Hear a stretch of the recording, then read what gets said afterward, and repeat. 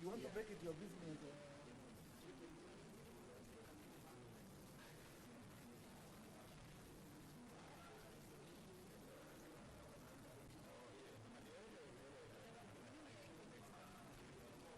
Mic test, mic test. 1 2 1 2. 1 2 1 2 1 2 1 2. Mic test, mic test. Mic test, mic test, mic test. Good afternoon, wadau. Hamjambo.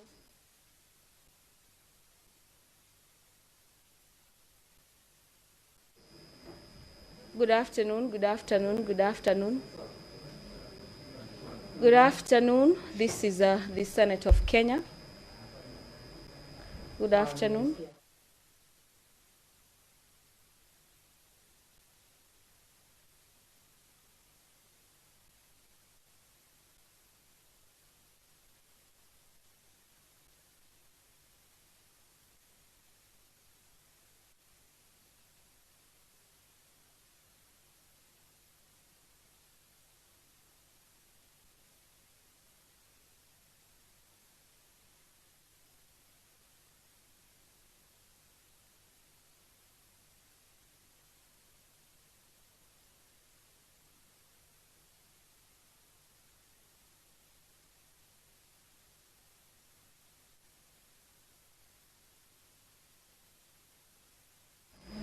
Good afternoon to you and welcome to the live proceedings of the Senate this afternoon. This being the second day where the House in plenary is hearing, reading itself for determination on the issue facing the governor for Kericho, Governor Erick Mutai, who is facing impeachment after the County Assembly of Kericho impeached him. This being the second time that the governor is finding himself in the Senate. He was saved earlier on this year, but yet again, the governor is at the mercy of senators who will have to keenly listen and observe to the presentation in form of evidence that will be adduced before the House before making a determination in form of a vote to either uphold the impeachment by the County Assembly of Kericho or to quash the charges facing the governor. The Speaker's procession is making its way into the chamber with that announcement from the Sergeant-at-Arms notifying senators that the Speaker is making his way. You can see them upstanding, ready for that live broadcast that is being brought to you by the Kenya Broadcasting Corporation in partnership with the Parliamentary Broadcasting Unit. Allow me to hand you over so you can follow up during this afternoon sitting where the House will be concluding on the presentation by MCAs and moving on to the Defense Council. Mwenyezi Mungu, twakusihi ututazame kwa neema nyingi na baraka, sisi watumishi wako ambao umeridhika kutuita kwa nyadhifa za uongozi katika jamhuri hii yetu. Twakuomba utuwajalie tuyatende na kufikia mambo yote yatakayofikishwa mbele yetu kwa njia ya haki na uaminifu ili kustawisha amani, ufanisi na heri ya nchi yetu na wale ambao haja zao umezikabidhi mikononi mwetu. Amen.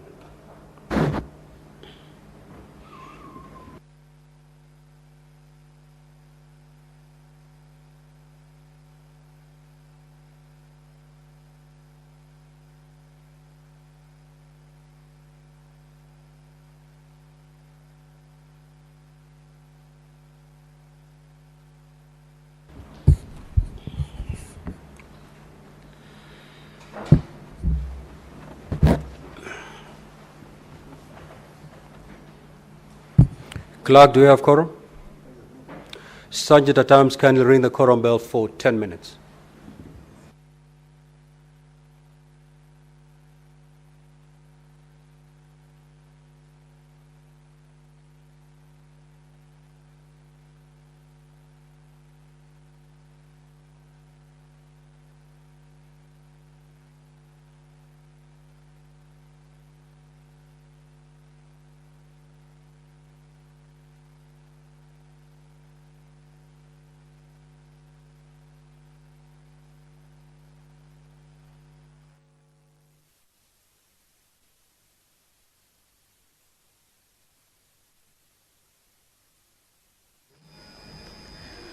Well, the business of the Senate has commenced this afternoon, and upon the commencement, the quorum bell is on ring mode as per the directives by the Speaker to allow senators within the presence of Parliament to make their way back into the House for the afternoon session. Remember, during this afternoon session, we'll be having the evidence by the County Assembly, who have a balance of about 20 minutes to conclude on that before the House moves to hear from the Governor and the team representing the Governor.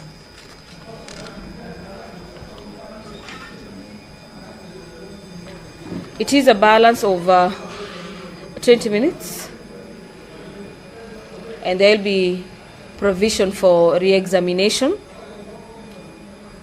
After that, the House will be moving to the Defense Council, where the Governor has been allocated a maximum of 2 hours for cross-examination, and the balance for cross-examination from the witnesses presented by the County Assembly. The Governor's team has 10 minutes for cross-examination. During this afternoon sitting, the House also, according to the rules on matters impeachment, the senators will also be seeking further clarifications and asking questions in regards to the presentation made before the House. According to the running order or the program for this impeachment, the Senate has planned itself that about 3:30 p.m. to 6:30 p.m. the Senate will be considering the evidence by the Governor, this being the evidence of witness, if any, cross-examination and re-examination. It is an exercise that has been allocated 5 hours, with the Governor having a maximum of 3 hours for evidence by witness and re-examination. Now, we will therefore proceed with the afternoon's business as contained in the order paper. Clerk, you may proceed to call the first order.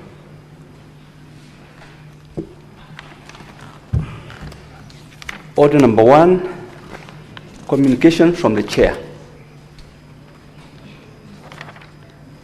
Order number 2, hearing and determination on the proposed removal from office by impeachment of Honorable Dr. Erick Mutai, Governor of Kericho County. Now, at the rise of the House, we had Honorable Albert Kipkoech. He had given his evidence, cross-examined, re-examined. It was for senators to seek clarifications, and most of you had done that. I will pick 4 more, and then we move to the next witness. Now, honorable senators, today we may have to go all the way to midnight if you're to serve tomorrow. So just mentally prepare yourself for the long haul. It's going to be a long flight today. Sergeant, at times you may usher in the witness.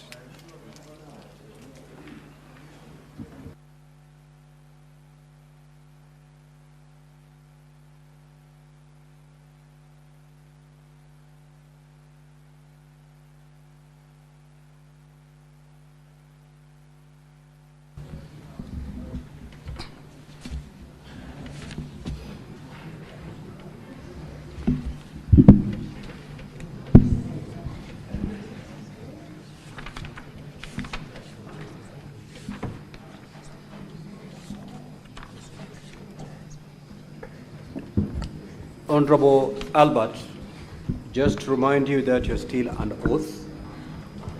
I will therefore proceed to call Senator Erick to seek your clarification. Thank you, Mr. Speaker. Mr. Speaker, mine is directly to the witness. And he has brought before the Senate a number of issues of impropriety, allegedly, against the governor. What I wanted to know from him, so that I make up my mind on how to proceed, is whether the governor, in his own opinion, is guilty on account of being the head of the county government of Kericho, or he can in any way connect the acts of impropriety directly to the governor. Thank you. Senator Fanandi, Senator Chirange. Speaker, just two clarifications to Mheshimiwa Albert. One is that, what is your opinion? You know very well that the governor does not sit in procurement processes. So what is the nexus between what you have tabled before the House and the governor's role? Number two, looking at page 41 on volume 4, I can see there is lunch, tea, and snacks, soft drinks. I can see in this 2.985 million, 25 soft drinks of 500 ml has been paid, not majority liter, but milliliters, so that there is clarity, of 293,750 shillings. If you divide by 25, it shows that one bottle of soft drink was procured at 11,750. So what will be your opinion? In 500 hired plastic chairs, 200,000, one chair was hired at 400 shillings. So what will be your opinion? And shed light on the issue of tissues and sodas as per this voucher number 41. Finally, Chair, do you have any evidence that Lea Chipchirchir, who assigned most of these vouchers, is no longer working within the governance structure of Kericho County? I yield, Mr. Speaker, sir. Senator Mungatana. Mr. Speaker, there was a very grave allegation that was made by the governor that the reports of the ad hoc committee, in fact, not just this one, but this report and another report, were filed after the impeachment, that there was no opportunity for the governor to exercise his authority on his officers so that those mistakes or problems can be resolved. So I wanted to ask the chair of this ad hoc committee, the witness, to clarify to us, when was this report served on the governor, and when was it that you actually moved the impeachment, so that we are clear that there was no ill motive as alleged by the governor in his opening statement. I thank you, Mr. Speaker. Senator Manzo. Thank you, Mr. Speaker. Mr. Speaker, I would like to ask the witness, in order of things, there are matters which Senate can settle or oversight and matters which the County Assembly can oversight. In these particular allegations, did the County Assembly exhaust all its internal mechanisms and did it give the governor an opportunity to be heard as is required by the law before it comes to the Senate? I thank you, Mr. Speaker. Senator Mutinda Tabitha. Thank you, Mr. Speaker. From what has been presented as exhibit, as far as the payments issue are concerned, my concern, Mr. Speaker, is to the governor. All these various payments from the different departments that have been queried, what actually would be his take? And when I listened to the MCA, he stated that they do not do oversight. I would want to understand then what is their role, because when he was asked if they did ask the governor to appear to be able to explain the fictitious payments that had been done, you seemed not to have authority to summon the governor. We would also need a clarity from the MCA. Thank you, Mr. Speaker. Senator Wafula. Thank you, Honorable Speaker. Mine is from the way you've ably taken us through this document. Just to know, you are doing how many terms as an MCA so that Kenyans can understand the caliber of MCAs we have in the county assemblies. Thank you. Senator Maruma. Honorable Albert, you need not respond to the query that has been raised by the Honorable Senator Wafula. It is of zero help to these proceedings. Yeah, thank you, Mr. Speaker. Mine is to the governor as the CEO of the county. Was he aware that money was paid for renovations on houses which was not done? Was he aware as the CEO? Because we were shown payments that were done and there was no work that was done. Thank you, Mr. Speaker. Lastly, Senator Murango. Then we allow Honorable MCA to respond. Asante sana, Mr. Speaker. Swali langu ambao nitauliza ni kama, kwa sababu hapo awali nilikuwa pia mwakilishi wandi, ningetaka nijue kama kuna ukurumba ama ushuhumba wote ambao uko katikati ya mbunge la Kericho, kati ya bunge na gavana, ama sana sana wale mawaziri katika ambao wanafanya kazi na wao. Na la pili, ningetaka nijue katika kamati ya ukaguzi na wasimbu CPAC katika mbunge la gatuzi la Kericho, kuko na ripoti yoyote ambayo ilitolewa kulingana na matumizi ya pesa ambayo mumeleta mbele yetu leo kama bunge la Seneti? Asante sana, Mr. Speaker.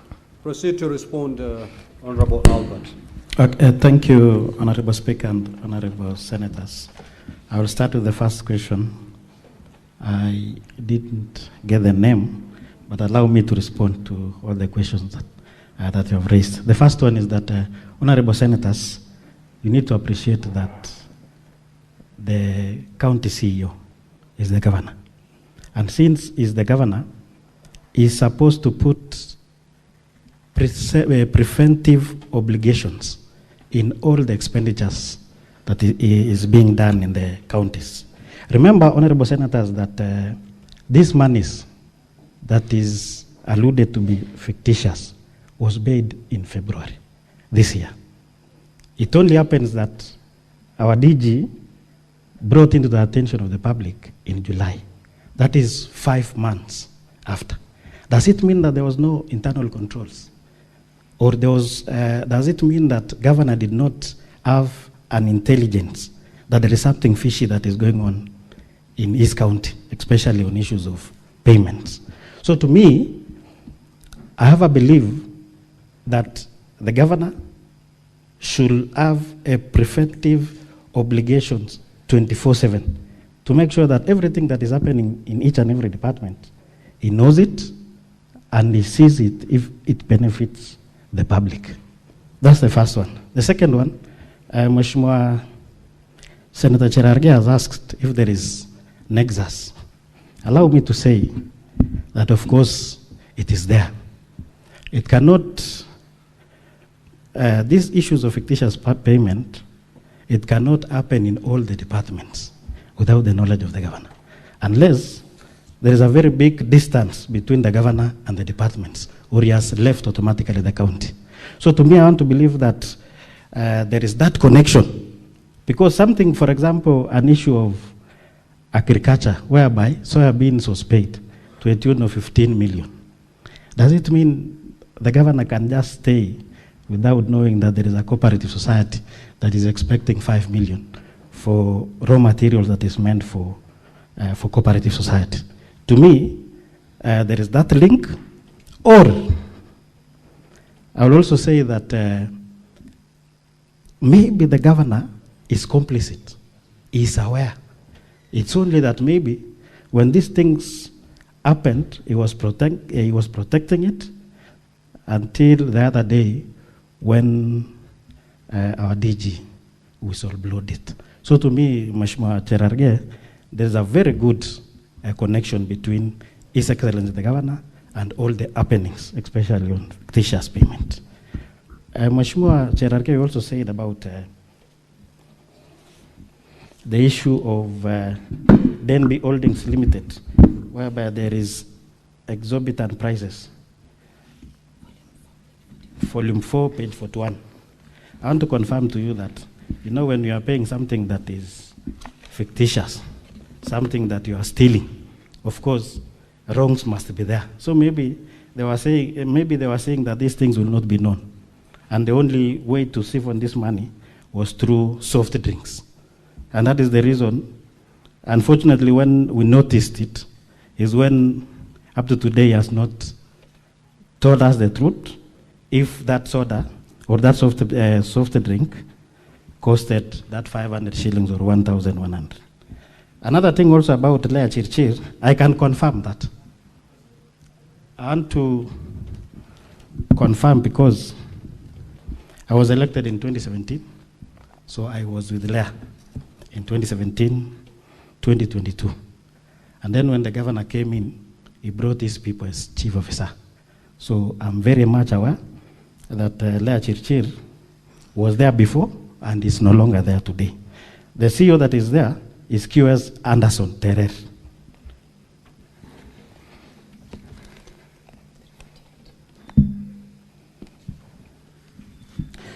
Another question on reports. It is not the first time that the Kericho County Assembly is responding to or is giving His Excellency the Governor ad hoc reports. There was a report that we gave him in 2023. He has not acted upon that report up to today. There is also another report on Kasim Taani. He has not acted on that report up to today.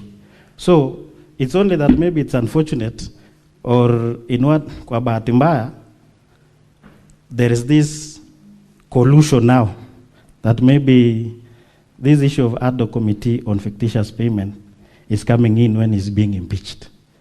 But he has that habit of not responding to reports. On oversight... No, Honorable Albert, yes. Just be specific to the questions raised by Senator Mungatana. Which came first, the tabling of the impeachment motion or the transmission of the ad hoc report on fictitious payment to the governor? The transmission. We gave him the report on date 5th of August, 2025. Motion was tabled on 6th.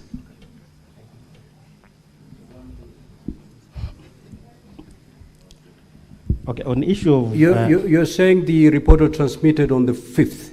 Yes. And the motion tabled on the 6th? Yes. Okay, proceed. But remember, Honorable Senators, that the only person who prepares a motion should give us the reason as to why he decided to use report on fictitious payment. So maybe that one can be answered well when the mover will appear here. It's okay. Proceed, Mheshimiwa. There was that question on oversight, whether we have invited the governor to appear to the assembly. I want to leave that to you because the issue of law, are we allowed to invite the governor to the assembly to answer on issues?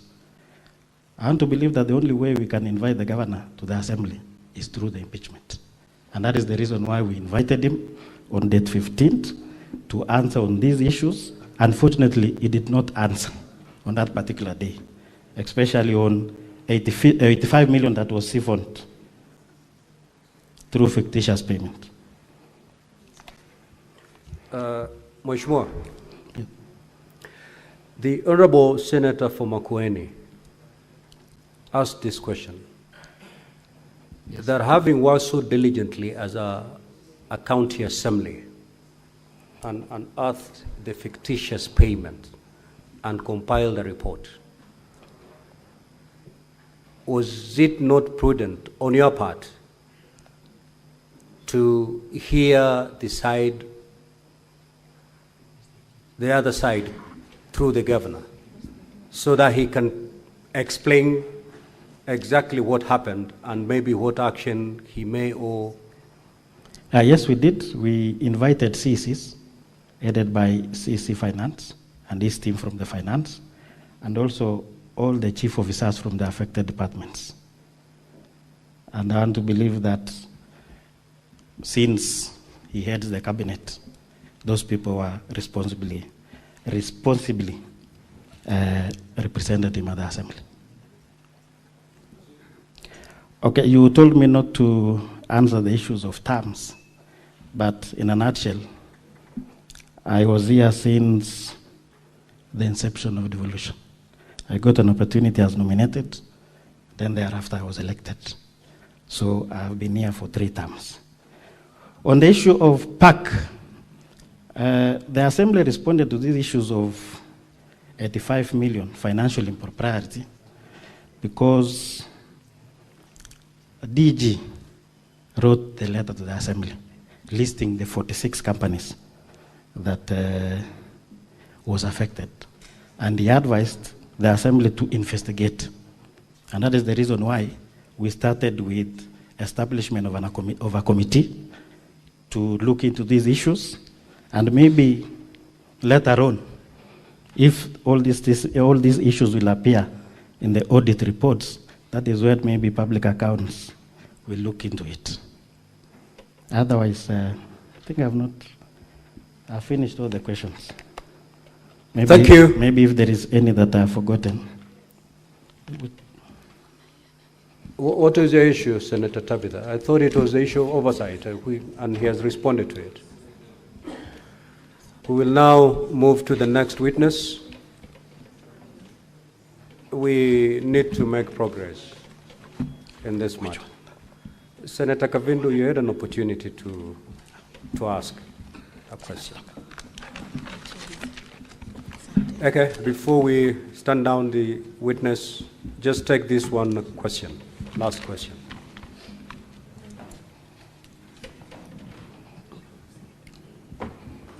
Thank you, Mr. Speaker. Just one question to the witness. You say that you've just answered one of the questions and said that you had summoned the CECs and the CEOs. I would like to know, when was this done?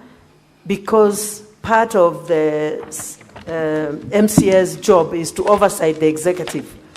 And if there was all these irregularities, definitely you would have summoned the CECs to come to appear before you as the county assembly and answer questions. And then the report, was the report forwarded also to the governor? Thank you, Mr. Speaker. Okay, thank you.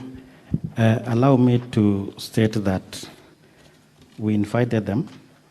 If you have my affidavit, volume 2, allow me to take you to paragraph 9,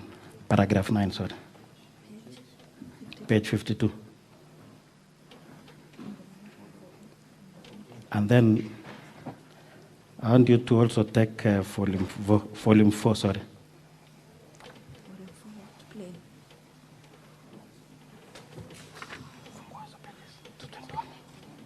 The first witness invitation letter is in page 221.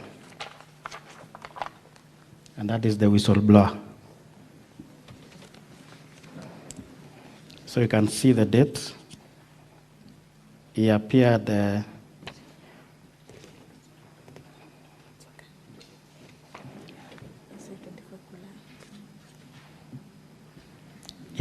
24th July. So we invited all of them, and it was based on the letter that was written to us by DG on 10 July. We were not acting as the normal oversight, because if it is normal oversight, it means the CC Finance will be invited by the Committee on Finance. If it is the issue of lands, there is Committee on Lands and several other committees at the Assembly.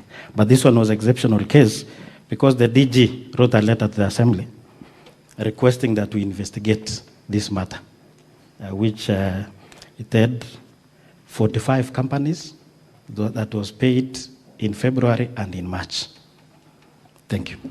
Honorable Albert, are you therefore saying that it is the governor who requested you to investigate? The deputy governor. That is the office of the governor. Is that your testimony? Of course, since he's the principal assistant, it's the office of the governor. That requested you to investigate? Yes. Thank you. Okay, we will now move to the next witness. We need to make progress in this matter.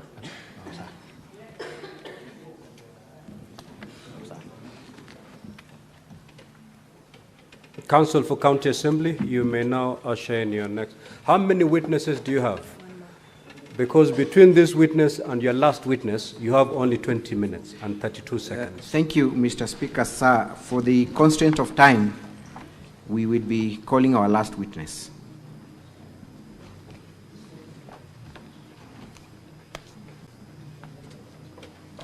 Mr. Kiprotich Rogoni.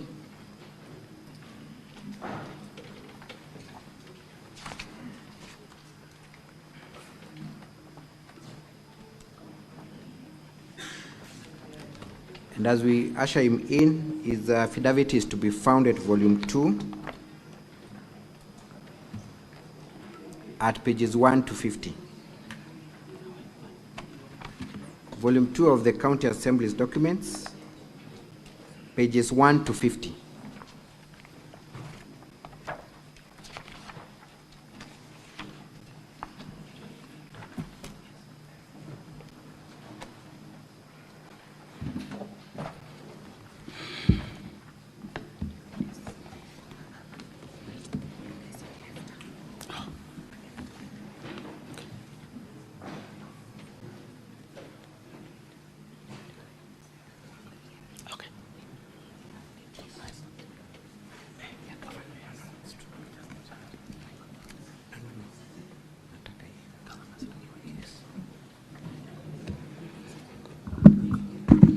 Okay.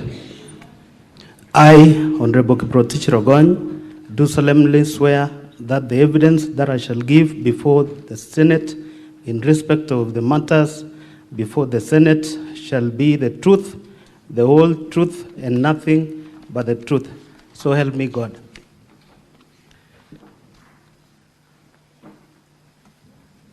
Thank you, Rogoni, and good afternoon to you. Good afternoon. Kindly introduce yourself with your full names and what you do for a living and how you are associated with the motion before the Senate. Thank you. My name is Honorable Kiprotich Rogony. I'm the member of County Assembly representing Sigawet Ward in Sigawet Sub-County, Sigawet Soin constituency. You also confirm that you are the mover of the motion before Senate today? Yes. And you prosecuted the same before the County Assembly? Yes. Do you also confirm that the motion met the threshold under Section 33 of the County Governments Act and the standing orders of your Assembly? Yes. How so? How did it meet the threshold? We voted, when the vote was called, we voted, the members voted 33 of the 47. Threshold is 32 members of the County Assembly. So you confirm that the threshold was met? It was met. Thank you. You have been, because of limitations of time, I will go straight to the issues. You were present before Senate yesterday, rather you must have watched, and you were accused of having called one of the MCAs and bragging that you voted on their behalf, and there was an audio that was played to that effect. I followed the proceedings, and there was an audio that was played. Let me ask the question. Was that you in that audio that made those utterances? No.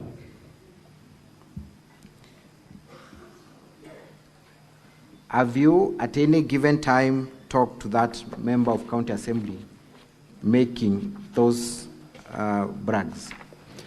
I don't recall. I've never spoken to him on the subject matter that was played out in this Senate. So you confirm that you did not call the honorable member making those allegations? I didn't. And as a matter of fact, did you vote for this member of county assembly or any other member of the county assembly? I only voted for myself. I never voted for anybody else. Are you aware of any instances where one member of the county assembly might have voted for another? It was impossible because from the link, if you voted, once you voted once, it becomes inactive. So you cannot vote twice. Thank you. Indeed, look at volume 1 of the governor's documents at page 261. Volume 261 of the governor's response. Volume 1 rather, page 261. There is a certificate of electronic evidence. Yes. Are you on that page? See? Yes. Is the number provided therein your number? It is incomplete. It's not mine. It is not your number? Yes. For record purposes, kindly tell the honorable senators what your number is that you ordinarily use and how many numbers you have for that matter.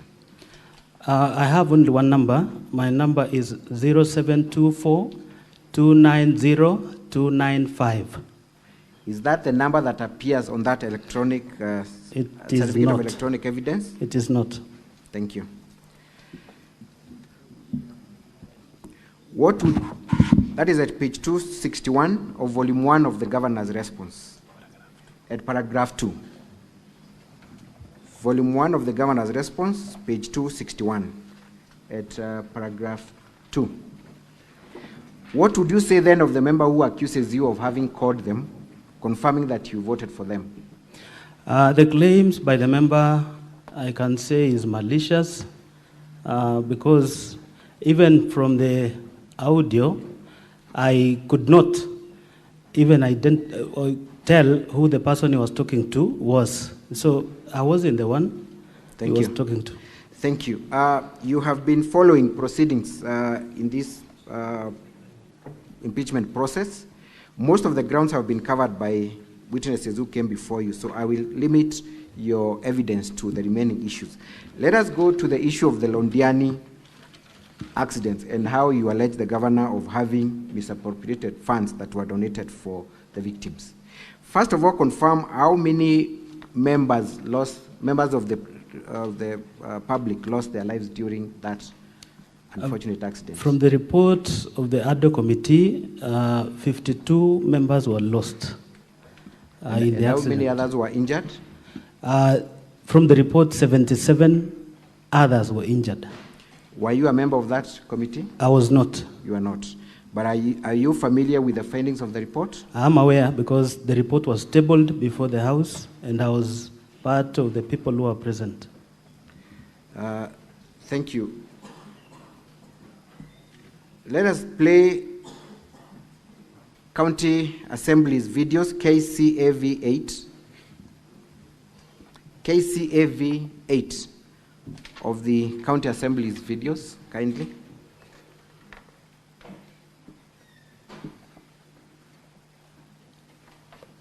Takes to ensure that the victims are compensated properly. I must admit that having looked into the circulation social media and having also asked about the money that is still there, the committee confirms to me that progressively they've been giving out money, and they've been giving out money to the victims and even the families that have continued to be identified, and even those that are still in the hospital, and they've been progressively doing that. They have also indicated to me that there is still money that are yet to be dispatched, and in the process of this, we have border borders that were affected, and they have indicated to me that they are also in the plans of giving out money to the border borders, those who are affected, and also dispatching money to those who were not been given.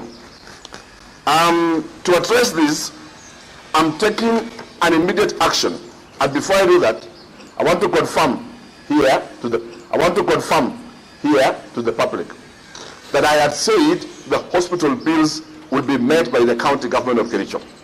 The position is still the same. That is a commitment from me as the governor of this county. The medical expenses, and what I mean by expenses, I mean the treatment of the patients. We have patients in the hospital, normally you pay for the doctor, you pay for the beds, and we have continued to say, and I still indicate here today, that medical bills will still be met by the county government of Kericho. Those that were in the mortuary, we waived the mortuary fee, we waived it to zero, and there is no money that families paid or that were paid for the same, because we waived more than 2 million and then the hospital. It is therefore then, based on the success that has been there in social media, I would wish to indicate as the governor today that there is no money that should be paid to Londiani Hospital or Kericho Rivaro Hospital. The money belongs to the victims, it belongs to the survivors. And I have directed today to the committee that they need to step out, make sure that whatever money they still have be paid immediately and promptly. Thank you. We can stop there. The governor is alluding to a committee that is in place. What was this committee that he was alluding to, that he's seeking to direct on what to do? You will recall when there was a whistle blow on the issues of this fund, the Speaker formed another committee that was led by the Honorable Moses Rotich, MCA Tendeno Soget. Now the governor came up with a committee of his own. Now this is the committee he's talking about. Who are members of that committee? I cannot recall the names of all of them, but now there is also a committee formed by the governor and the county commissioner that was led by the then county secretary, Dr. Wesley Bor, and the county commissioner being a co-chair. And who appointed this committee? The governor himself. The governor himself. It is the same committee that the governor is seeking to direct on how to use the funds, correct? Yes. So would you say that the governor was in control, in charge of this committee? He was purely because of the... Just yes or no? Yes. Would you say he is or he is not? He is in charge of the committee. Thank you.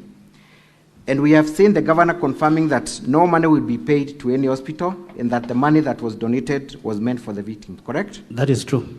What did the committee investigating how these funds were used?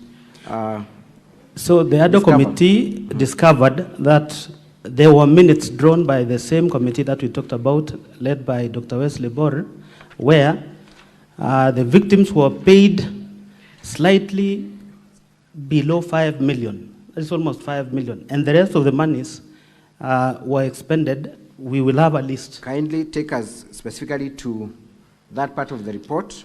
So it is found in my affidavit, page 44. Page 44, that is what you said, but we want to look at the report itself. Volume 2. Volume 2. At what page? Page 44. No, we're not looking at your affidavit, Rogoni. We want to look at the actual report. Okay, the report is in...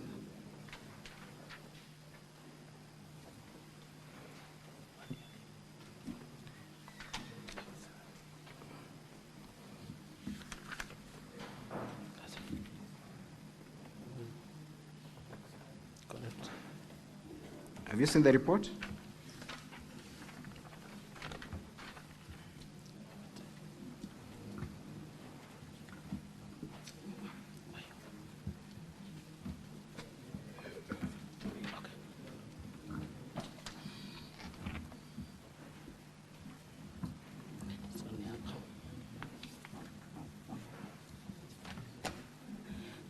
So, in page 58 of volume 4B, the committee was able to establish the following findings: that each victim, those who are alive, were paid 60,000, and that is 52 of them. Before we go to the amount paid to the victims, how much was raised in total as per the committee? 14 million. 13 million in form of cash and 935,000 M-Pesa There was a pay bill. Was there a specific pay bill or bank that these funds It was a pay bill.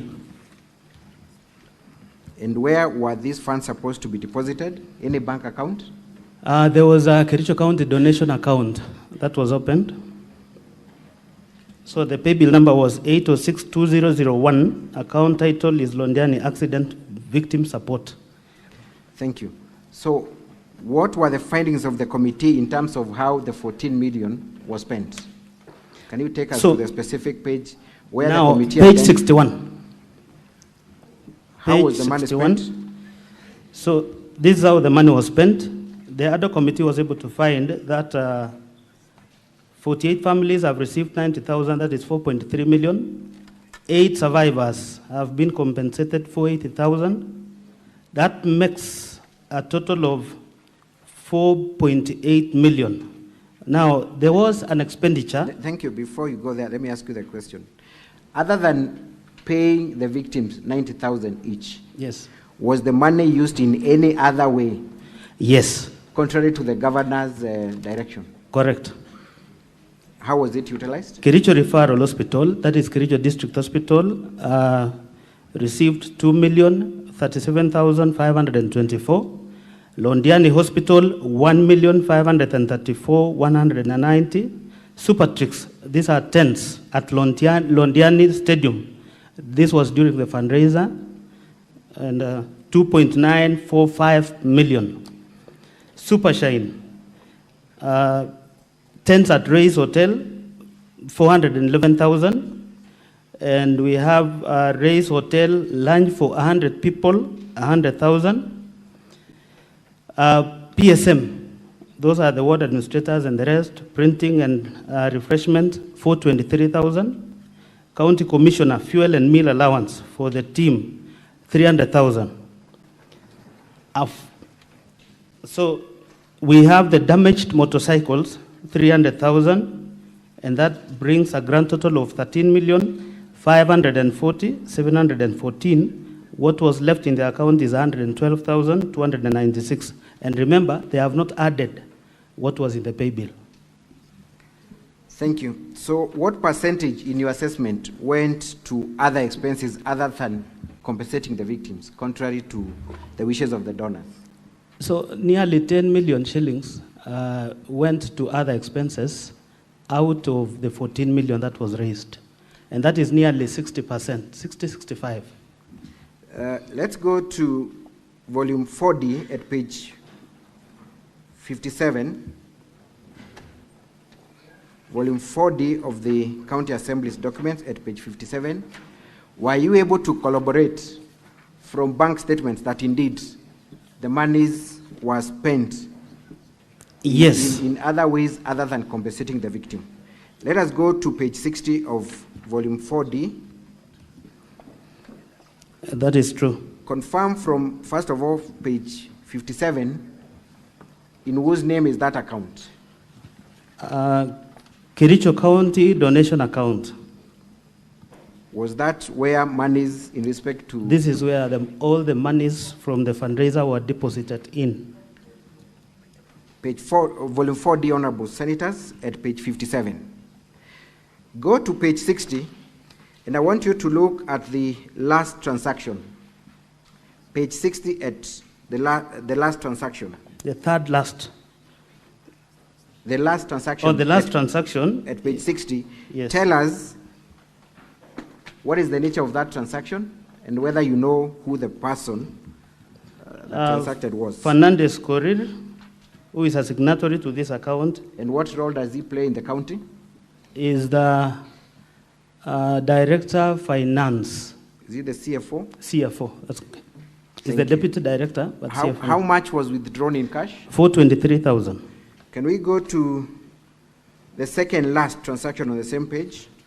Supertrix Limited Entertainments. Was that the same company that you had discovered supplied tents and was supposed to be paid? Yes, how in much? Londiani Stadium, 2,945,000. Let's go to page 61. 61. The second from the top.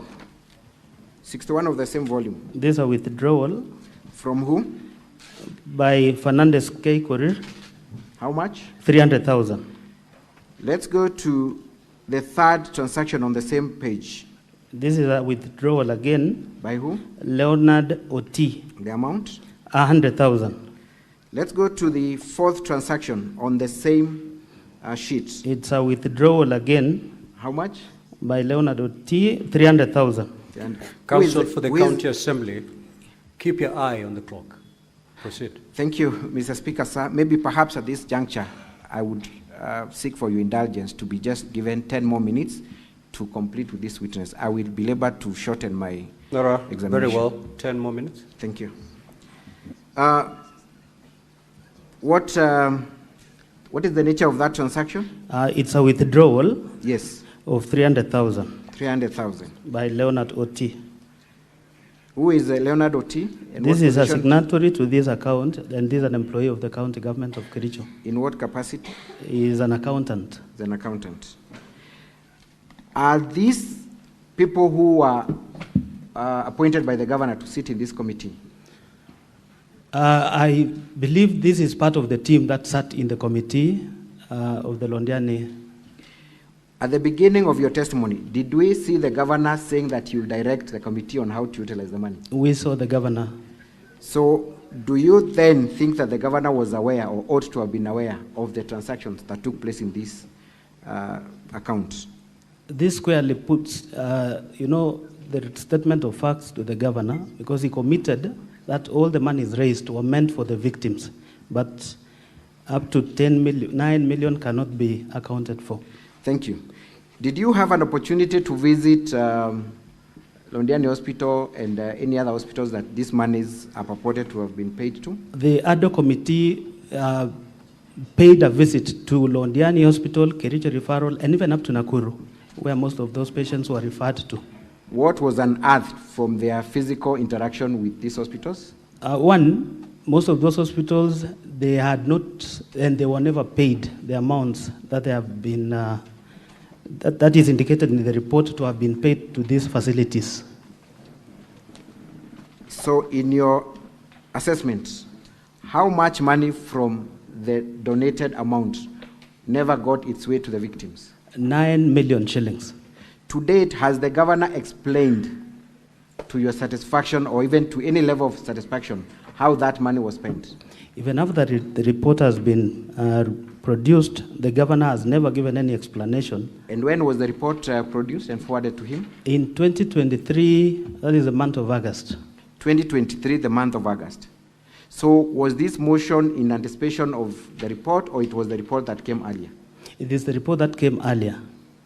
And remember, this motion, the motion to impeach the governor in the previous impeachment, this motion featured as one of the grounds. What were the specific recommendations you sent to the governor in respect of the handling of this fund? That the monies that were meant for the victims, which the governor honored to ensure the victims were paid, was never paid. We requested the governor to investigate and ensure all the monies that were meant for the victims and the families that lost the loved ones was paid. I am made to understand that the specific officials that were highlighted as having misappropriated this fund subsequently went to court to seek injunctive orders against the implementation of this report, correct? Yes, they anticipated disciplinary action. Just a minute. Is that true or not? That is true. Who were the parties of that case? It was once Dr. Bor, there is a CEO, Betty Chebe, and others. Was the governor an interested party in that? He was an interested party. Did the governor swear an affidavit for or against that request by the CCs? He did in support of the officials. So he went to court and asked the court not to implement the report. That's what true. you're saying? That is true. That is captured in an affidavit, correct? Yes. Would you then say that the governor had the intention of implementing this report? He had no intentions of implementing the report. To date, has the governor given any contrary audit or report of how these funds were used? He's never. Almost 1 year down the line. 2 years down the line. 2 years down the line. What would you say about his conduct then? He's a complicit in the whole setup. Thank you. Mr. Speaker, thank you. I was looking at the watch. Thank you. Let's move to the other issue, Kazi Mtaani. Again, tell us when a report on the Kazi Mtaani initiative was made by the respective committee. Kazi Mtaani, I sat as the vice chair, and the chairman was One Honorable Paul B. Honorable Senators, may I refer you to volume 4A of the County Assembly's documents at page 229 to 355. Volume 4A, page 229 to 325. 355. Proceed, Mr. Rogoni, directly to the recommendations and findings of the committee, and tell us when this report was finalized. This report, we did the report in the month of July. August, we came up with the report. Remember, the program started in February. And the findings, the report is with the governor, because once we've done our part as the assembly, a copy of the report is sent to the executive for implementation. Yes. But shockingly to date, the governor has never even implemented a single recommendation out of this report. And remember, the county government of Kericho, through the 2 municipalities, lost cumulatively 39 million. And have you seen the response of the governor in respect to that allegation? What has he said about it? From the replying affidavits in the previous motion, the governor alleged the county government of Kericho did not lose funds through the program. But from the report, you can see there are even companies that were not pre-qualified. They did nothing, but they were paid without a single document. I'm talking about the LSO, because if you're given a job to clean a place in town, you've got to have an LSO. Not a single LSO of all the 16 companies, 9 for Kericho and 6 for Litein municipality, were given or supplied with an LSO for them to process for the payments. Maybe you might want to take some time and highlight, because not all of us are aware of this initiative. What was the nature of this initiative? How would it work? And who are the beneficiaries? And who are the participants of the initiative? When the governor launched this initiative in 14th February 2023, it was meant to give an opportunity to the youth, the women, and the people, the marginalized from the 2 municipalities. That was more of like offering them a job opportunity through that program.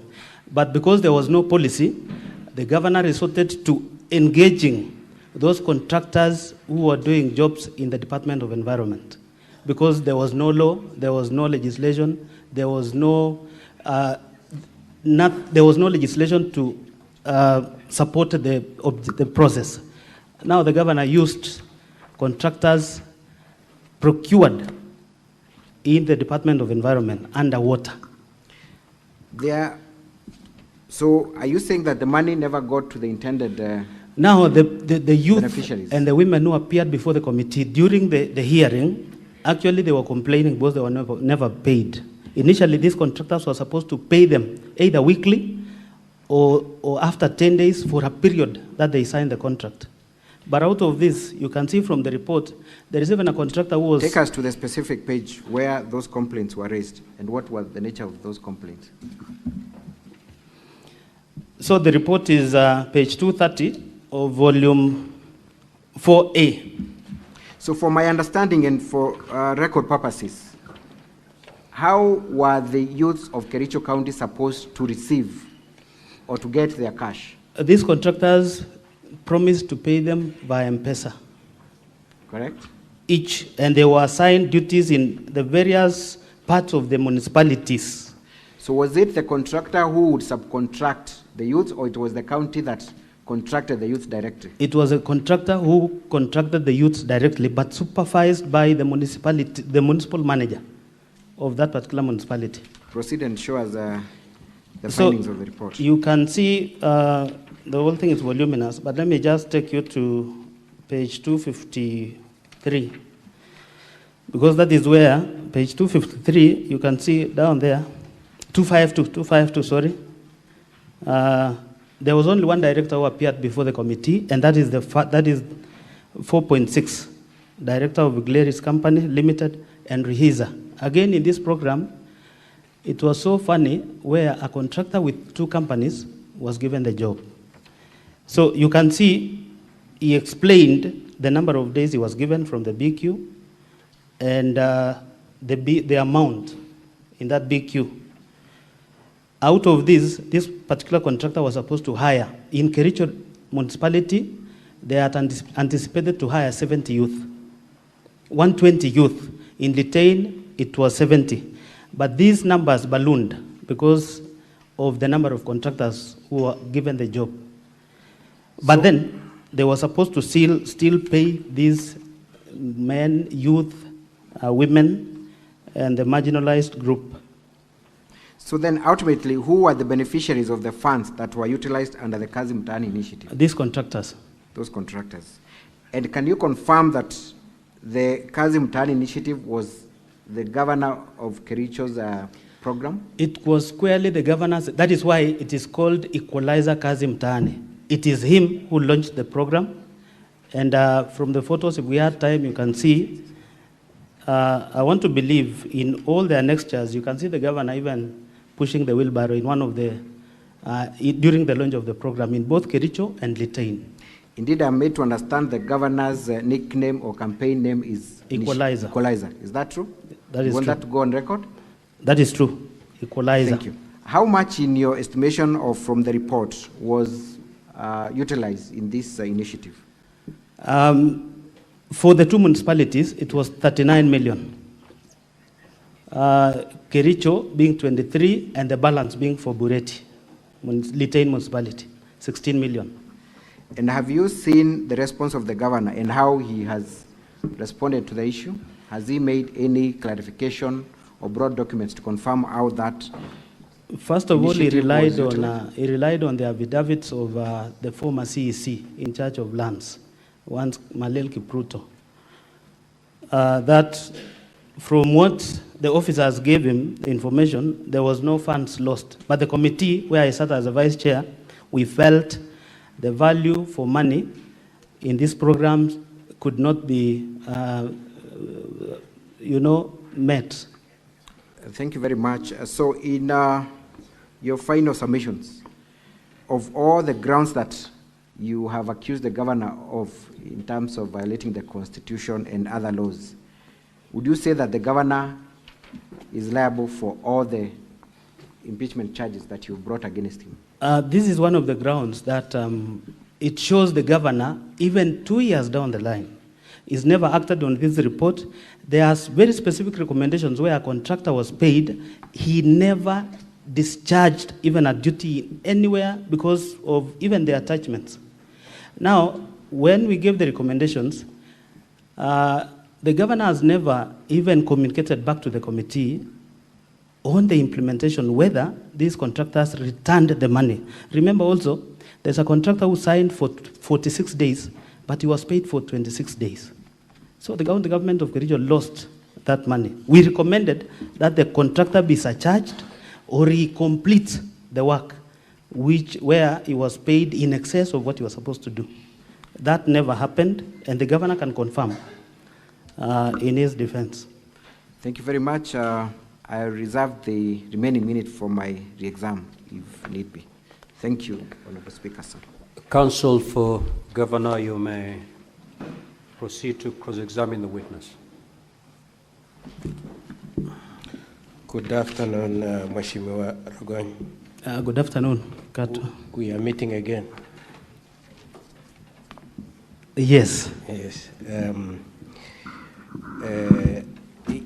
Just for the information of the honorable senators, you are similarly the person who moved the motion in September 2024, isn't it? That is true. And you moved this one. And I'm again the mover. This time? This time again. Yes, and when we were in the county assembly, you said you will move another one, isn't it? No, perhaps this will be the last one if we will successfully... Okay. But your mission in the assembly is to remove him, isn't it? Not my when mission. you are elected, you took it that this is the mission to remove the Of governor. course, if this house finds him now, liable. Kasim Tani, one of your recommendations was that the EACC to investigate, isn't it? That is true. It's true. And you're aware that the governor instructed these people to hand over all the documents for the EACC investigations? I'm not aware. You don't know that the EACC is investigating? That's what you are now raising here. You don't know that? Yes. Okay. Remember, I sat in this committee. Okay. Does it reduce your appetite to impeach the governor, or it still remains the same? Now we have the officers who were involved. Okay. Yeah, so this project was under lands, isn't it? No, the two municipalities, not lands. We have the municipality of Kericho and Litain, and the two are supposed to be very independent. Eventually, were these projects, were they under what department in the county government was it falling? That is the Department of Lands, the mother department. The mother department is lands. And who was the CEC when this project was going on? One Brian Langat. One Brian Langat. Could you confirm that Brian Langat is a lawyer? He's a lawyer. He's a lawyer. Could you confirm that you've recruited him in the county assembly? He is now a deputy director. Just answer my question directly. He's a part of the county assembly, isn't it? Yes. And he's part of the witnesses in this impeachment of the governor, isn't it? He is not. Isn't he one of the people who are cited in the county assembly motion to impeach the governor? But not in this program. No. Just a minute. All I'm asking is that Brian Langat was part of this impeachment processes. He's one of the resource people you interviewed for purposes of impeaching the governor in these proceedings before the Senate, isn't it? We interviewed two of the sacked Just answer, CCs. is Langat one of them? He is not one of them. You didn't interview him? Now, he's an employee of the county assembly, unless in the previous motion. Okay. Now, as we speak, it is true then that he was the CEC for lands when you are investigating Kasim Mutai, isn't it? That is true. And it is true that the governor has removed him from employment, isn't it? That is true. So, to what extent then are you telling these honorable senators that indeed the Senate, His Excellency the governor has done nothing, when indeed it is on record? Just listen before you answer. I know you want to answer. To what extent can you say he has not done anything when, number one, he has forwarded the files to EACC, and number two, the only thing he could do, being to remove the person who is answerable to him, the CEC, he has sacked? Council, that will be hypocritical because one, Wakili Brian Langat was the CEC. We have the CEO who is still serving. Okay. And that is the accounting officer. Yes, sorry. Thank you very much. So you have, apart from the CEC, Brian, you also have the CEO and you have the county managers.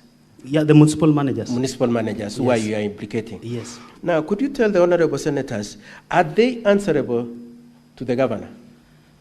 Yeah, governor is the CEO of the county. Can he sack them? He can sack the CECs, even the county chief officers. It's a disciplinary process. Isn't it true that they are answerable to the Public Service Board? In terms of please just answer the question. Action, who employs them? The Public Service Board. And who disciplines them? The Public Service Board. And who retires them? The Public Service Board. So what are you trying to say then? Now, you say that some of the contractors were improperly paid and that some youths and women came to complain to you, isn't it? To the committee. To the committee. You also saw the list provided in reply to your complaint, a list of youths and women saying they were paid. You saw that in response to the petition. It is only... Please answer the question. It's only one list, one contractor with a list that shows some M-Pesa transaction, but you cannot confirm whether those monies were channeled to those numbers. Could I ask the question, please? It is true that the governor has provided a list of women and youth who are paid in response to your complaint that some youths were not paid, isn't it? Council, it's an amorphous list. Please, let's not argue. Is it true that you've seen that the governor has provided a list of the youths? It is in the report. It's there. Okay. Now, these are the youths that you say have come to complain to you, youths and women. Has any of them, to the best of your knowledge, gone to court to complain about non-payment for work they had given to the county? Is there any case of a complaint that I have worked and I have not been paid filed in court? They complained before the assembly. Just asking you, are you aware of any court case? I'm not aware about court case. On this Kasim Tani? Yes. Are you aware of any complaint to the police on this Kasim Tani unpaid payments? I'm not aware. You're not aware. And Kasim Tani was done which year? In 2023. 2023. So we have about 2 financial years between then and now, isn't it? That is true. Have you seen that issue of Kasim Tani featuring anywhere in the auditor's report? Because that is that's an independent entity that would audit. Have you seen that case of Kasim Tani? You're talking about the Auditor General's report? Yes, Auditor General's report. It featured in our reports. Please answer my question. Has it featured in... You are interested. You're interested in impeaching the governor forever. So I want somebody independent. Has the Auditor General captured any complaint about Kasim Tani losses of money? To the best of your knowledge. I'll have to... Okay, thank you. Already there is a report on HADO committee of Kasim Tani project implementation. Mheshimiwa, that question is either yes or no. Already there is a... Are you aware of any Auditor General's report on that issue? PPRA report. Who has asked you about PPRA? Could you just wait, please? I've asked you about the Auditor General. Is there any report from Auditor General, to the best of your knowledge? I'll need to check then. To the best of your knowledge, Mheshimiwa. Okay, not so far. You're not aware. What of Londiani victims? Is there are you aware of any Auditor General's report on that Londiani loss you're claiming? Of course, it cannot find Please just its way answer the to question. Auditor General's report. It's not there? Yes. Okay, good. Now, who did you say was in charge of who was the head of the county government's representation in the Londiani victims issue? Dr. Wesley Bor. It was Dr. Wesley Bor. Yeah. As we speak today, where is that Dr. Wesley Bor? Dr. Wesley Bor exited service in the county government. He left to work. Yes. And it is your case still that the governor has done nothing, yet he has retired Dr. Wesley Bor? Dr. Wesley Bor resigned.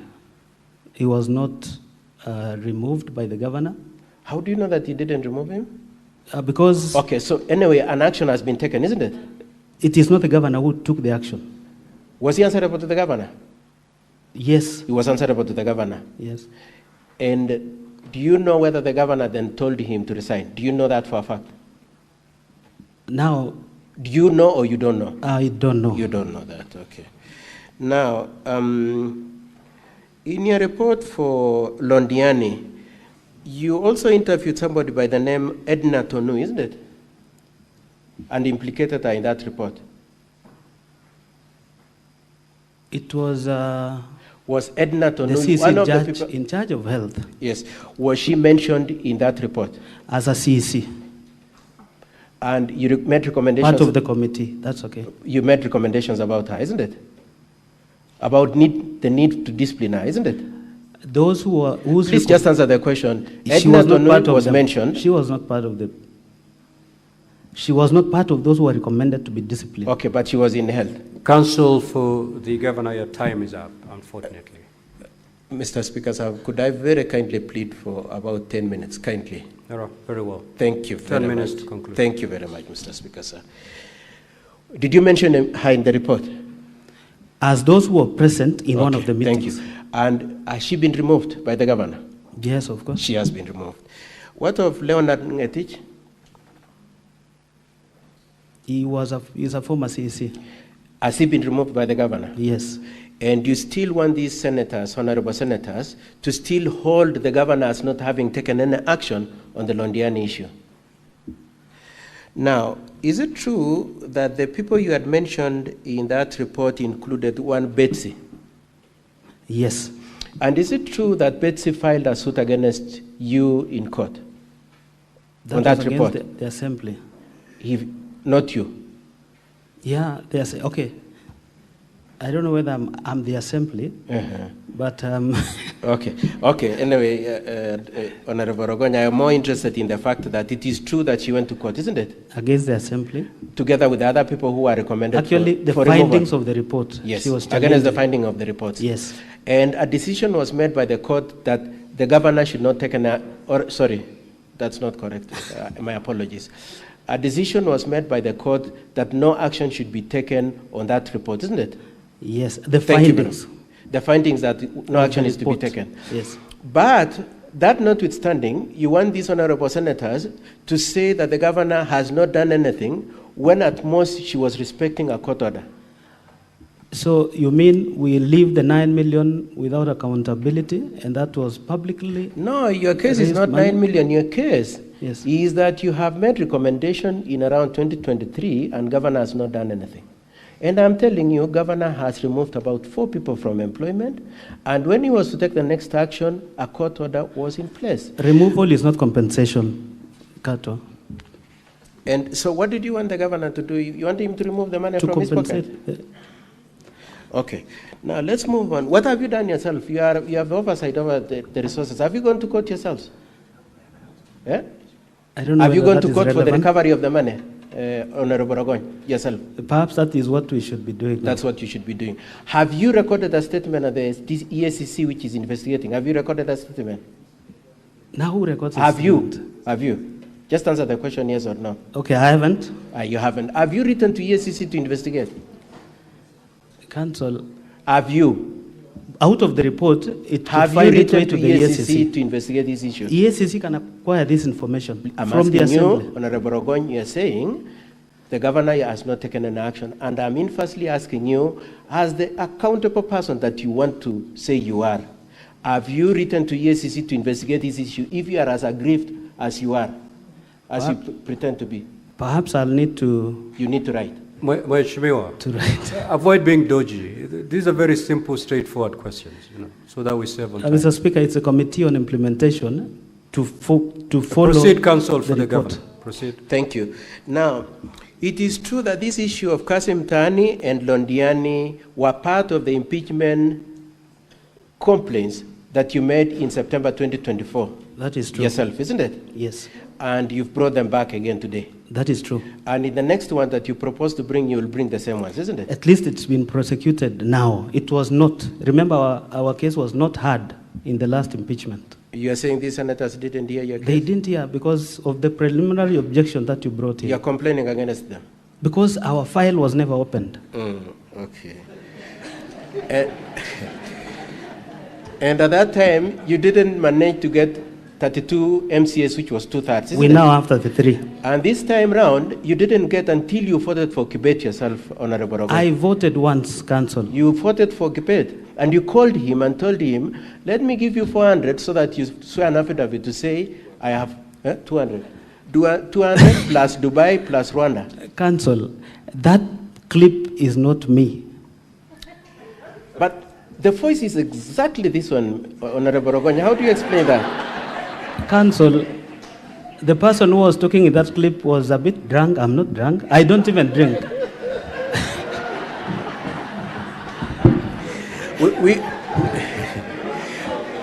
We would like the people of Kericho and people who voted for you to hear you say this.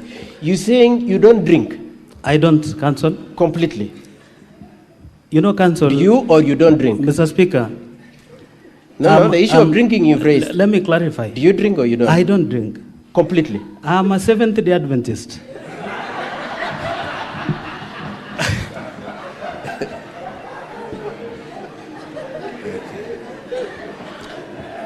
The moment you are a Seventh-day Adventist, you don't drink?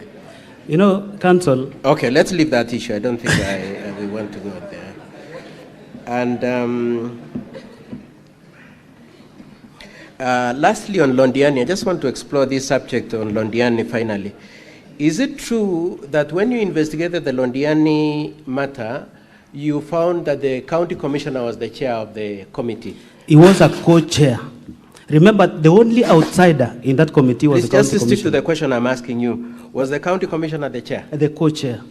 Together with? The county secretary. Who has left Dr. Bor, isn't it? Yes. Okay. And was the governor a member of that committee?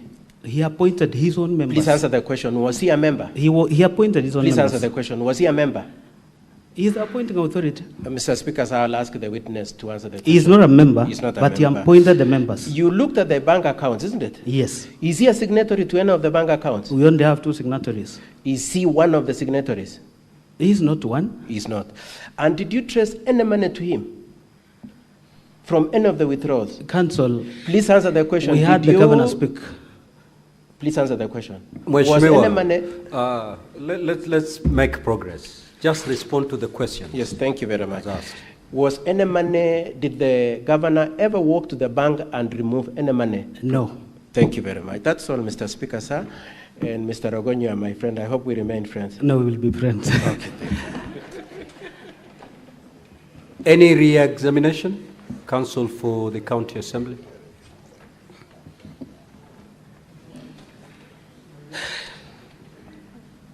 Thank you, Mr. Speaker. Sir, very briefly, Mr. Ogoni. Yes.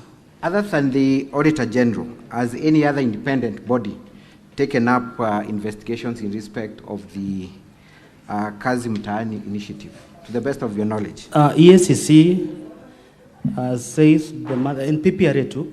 PPRA. What has, we're looking at the letter at page, Page 206, volume 4. Page 206. Volume 4 of the County Assembly's document? Yeah. What is the title of that letter from PPRA? A report on ad hoc committee on Kazi Mtaani project implemented by Litein and Kericho municipal boards. Indeed, PPRA is requesting for documentation that they had earlier requested for in the month of January, correct? Correct, 13th of January. So is it then correct for the governor to state that there is no other independent body that has taken up the matter? It is wrong, of course, for him. It is not correct. It is not correct. Thank you. The governor has also stated through counsel that Dr. Wesley Bor was removed from office by the governor. Has the governor produced any document to indicate that indeed Dr. Wesley Bor was removed from office by the governor as a result of your recommendation? None. Is produced none. To the best of your knowledge, what were the circumstances surrounding the exit of Dr. Wesley Bor? Dr. Wesley Bor, remember, he was heavily mentioned in Londiani accident and again in Kazi Mtaani. So the Honorable Paul B., who was the chairman of Kazi Mtaani, produced an impeachment motion against Wesley Bor. Wesley Bor tendered resignation upon the signatures collection because he was going to be impeached because he's part of the cabinet. He resigned. Thank you. And you confirm that it was in the case before court that barred the implementation of the committee, that the governor saw an affidavit asking the court not to allow the implementation of the committee, correct? Thank you. You've also been told that one of the witnesses who appeared before the Senate yesterday, one Edna Tonui, was the CEC in charge of health at the time. I want you to look at page 82 of volume 4B of the County Assembly's documents. Volume 4B. At page 82. Page 82. Kindly tell us who was the CEC in charge of health at the time. The CEC in charge of health that time Council for County Assembly, your time is up, unfortunately. Just 2 minutes, kindly. Nora, we'll give you 2 minutes. Thank you. Who was the CEC in charge of health at the time? Bill Brenda B. Is Bill Brenda B still a CEC? She's still serving. She's still serving? Yes. Thank you very much, and that's all for this witness. Thank you. And that brings us to the close of the County Assembly's case, but I will be making a short application after the witness has been interrogated by senators. Thank you. Thank you. Any questions or clarifications from the honorable senators? Clerk, someone should work on my dashboard. It's run blank. Yes, Senator Fernandi.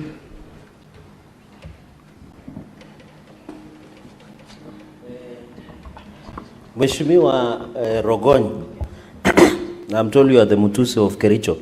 My two questions only will be, one, are you aware of Section 45 and Section 44 on the appointment and nomination, that both the county secretary and chief officers are nominated or appointed by the governor after competitively being recruited by County Public Service Board? Number two, Speaker, sir, is the ground on fictitious payments the only ground that you want Governor Mutai to go home? Number three, in your culture, of course the Kipsigis culture, what happens to the person who hits or misuses the money belonging to the death? And finally, what do you mean by pastor's appreciation of paying 100,000 shillings? Is the prayer so expensive in Kericho? And out of 14 million, 4 million went to, approximately 4 million went to the victims, 10 million went to expenses. Was this justifiable? And finally, what do you want us to do to the governor? I thank you, Mr. Speaker, sir. Senator Essie.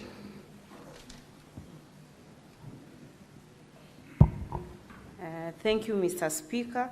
I would wish to ask the mover of the motion the following. Did he interact with the voting system before impeachment? That's one. And secondly, do you want this Senate to impeach the governor for not implementing a report? And finally, do we have a report from the Office of the Auditor General? Thank you. Senator Faki. Thank you, Honorable Speaker. Mine is with regard to the Kazi Mtaani report.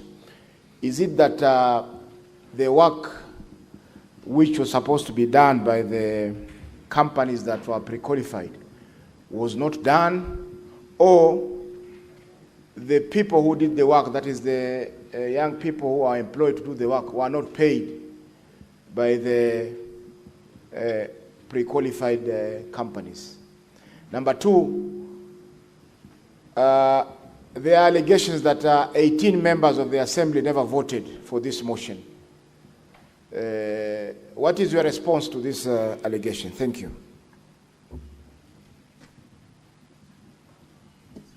Senator Kericho Tabitha.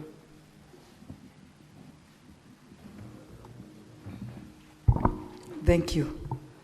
The mover of the motion, it's about the Rodiani, because I remember it was a very sad tragedy when we all came to Rodiani. We were all there. I remember even Chirangai was there, and we really contributed. And I'm happy to see what the video that was played, that even the governor went ahead to say he's going even to ensure that their bills are cleared in the hospital. But then when you're standing there, when you're talking to the world and to the Kenya to say that some of the victims were not paid. Is that what you are saying, that some of the victims were not paid? And the money in the statements where the governor had said that he's going to clear the bills, the withdrawals, have you traced to see whether it went to pay the hospital? And then on the side of the governor, if there are people that were not compensated, it would be nice if they can be compensated. Whichever means will be used, I think it would be very nice for them to be compensated. I think I have nothing more to say. Thank you. Senator Lekino.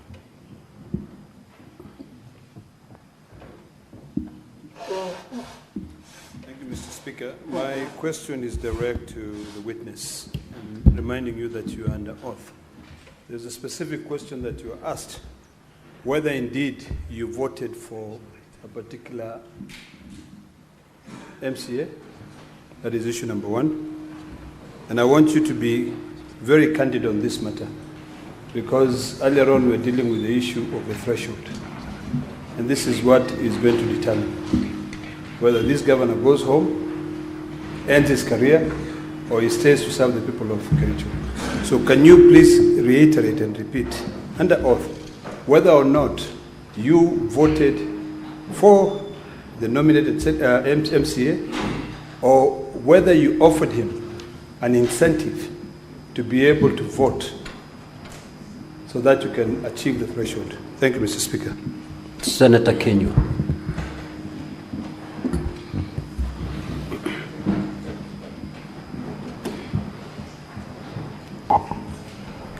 Thank you, Mr. Speaker. Mine is to the move of the motion. In volume 40, page 60, he was saying that there is somebody called Leonard Oti who withdrew money in particular times when he was presenting.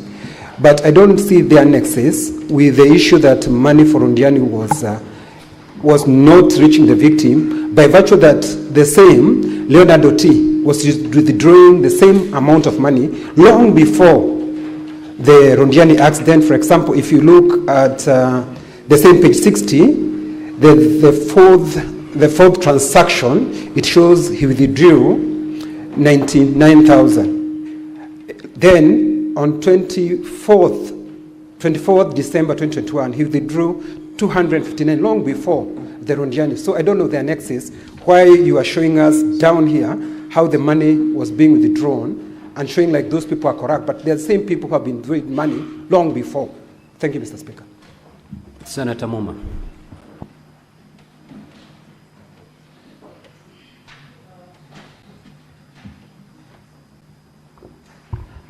Thank you, Honorable Speaker.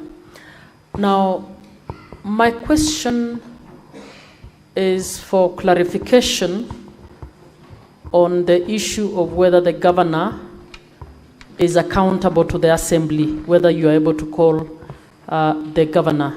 Of all the issues you've raised, in his opening remarks, the governor said he has not had an opportunity to look at and implement the ad hoc report. Is it possible that the issues you have raised in terms of payments, rogue or is it fraudulent payments, and others of misappropriation of funds has just happened, or is an issue that has happened before this ad hoc report? And if it so has happened, is the governor accountable, or it is only the officers who would have signed directly? There are people who would have been on a committee who would be accountable. Can you guide us on the nexus between accountability and the governor on the issues you've raised? Senator Tobiko.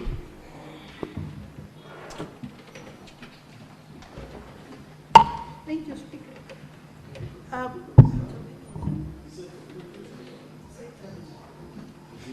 No. Thank you, Mr. Speaker. Mr. Speaker, I wanted to know from the witness, according to you, how many MCAs actually voted for the impeachment motion that you moved? And if there is any other proof you have besides the printout which is here, which already seems to be in contestation. Senator Tabitha.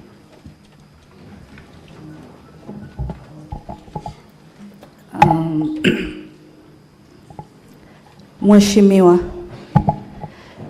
could you clarify before this house if in any way you either forcefully took any of your colleagues' phone and voted without their consent? Number two, in regards to this fund for the victims of Londiani tragedy, what was the total amount that was contributed in order to assist the victims. And lastly, on volume 4D, from page 60, we've seen the withdrawals by Fernandez Coril on 21st, amounting to 423.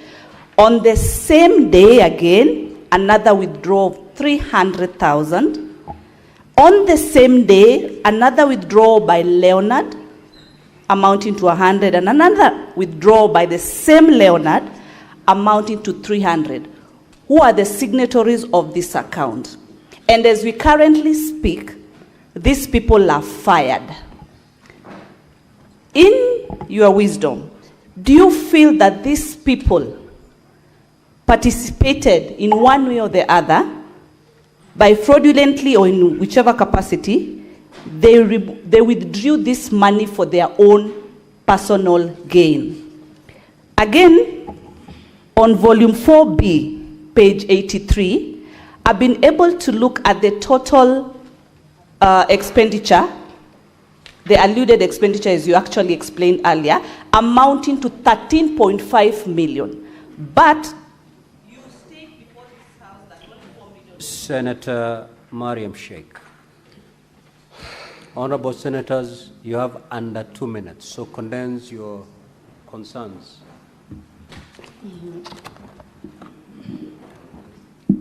Senator Mariam, your time is running. Thank you, Chair. My question is, Brian Langat, he was removed from the office, and later on, he was again appointed as a CCM. And on that renewal, there is Integrity Act, of which Integrity Act of the section of the Constitutions, is it allowed that any person which has been removed from the office can be reappointed again? Thank you. Senator Richard Onyonka. Thank you, Mr. Speaker. I have only one question, Mr. Speaker, and I wanted, Honorable, I don't know that you'll be lucky to have the standing order for Kericho, but I got it from your council, so the Sergeant at Arms could pick it. Mr. Speaker, if you look at the standing orders for Kericho, which is on page 83, actually 82, and you look at our standing orders in the National Assembly, in the Senate, they are nearly the same. And essentially, it just gives us a chronology. If you go to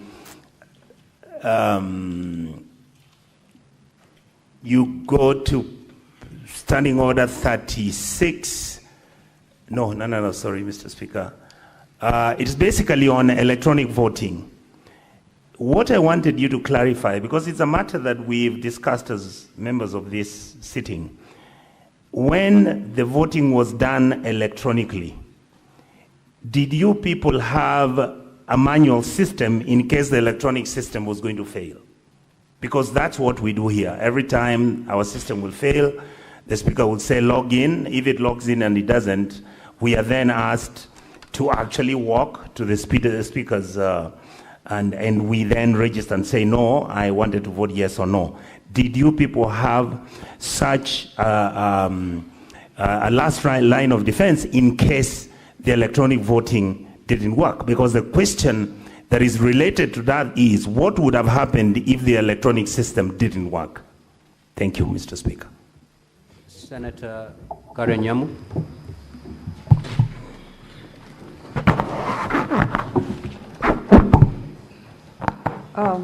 I'd like to ask the MCA, previously, before this impeachment motion, had the county government, the county assembly of Kericho, had they ever used the electronic voting before? And also, what safeguards are in place to prevent alteration of votes once they have been cast? And on Kazim Tani, can you under oath provide any documented instance to show that the governor personally diverted, interfered with, or manipulated the Kazi Mtaani program in Kericho County? Thank you. Senator Boni. Thank you, Mr. Speaker. Mr. Speaker, the honorable member would help a lot. In his opening remarks, counsel for the county assembly told us that the governor is a very bad man. Is it your evidence that he is a bad man? And if so, the people of Kakamega are waiting in respect of the accident that was at Fort Tenan, Londiani. The people who died were predominantly from Kakamega. In fact, Mukurusu village, a family of 4 was wiped out. So they would like to hear that the bad man, the governor, is the one that we are talking about, and more importantly, during your investigation, Honorable, did you establish whether the purported 90,000 that was supposed to go to victims as compensation was actually received, or was it only indicated on paper and the reported bad man did not make the actual delivery?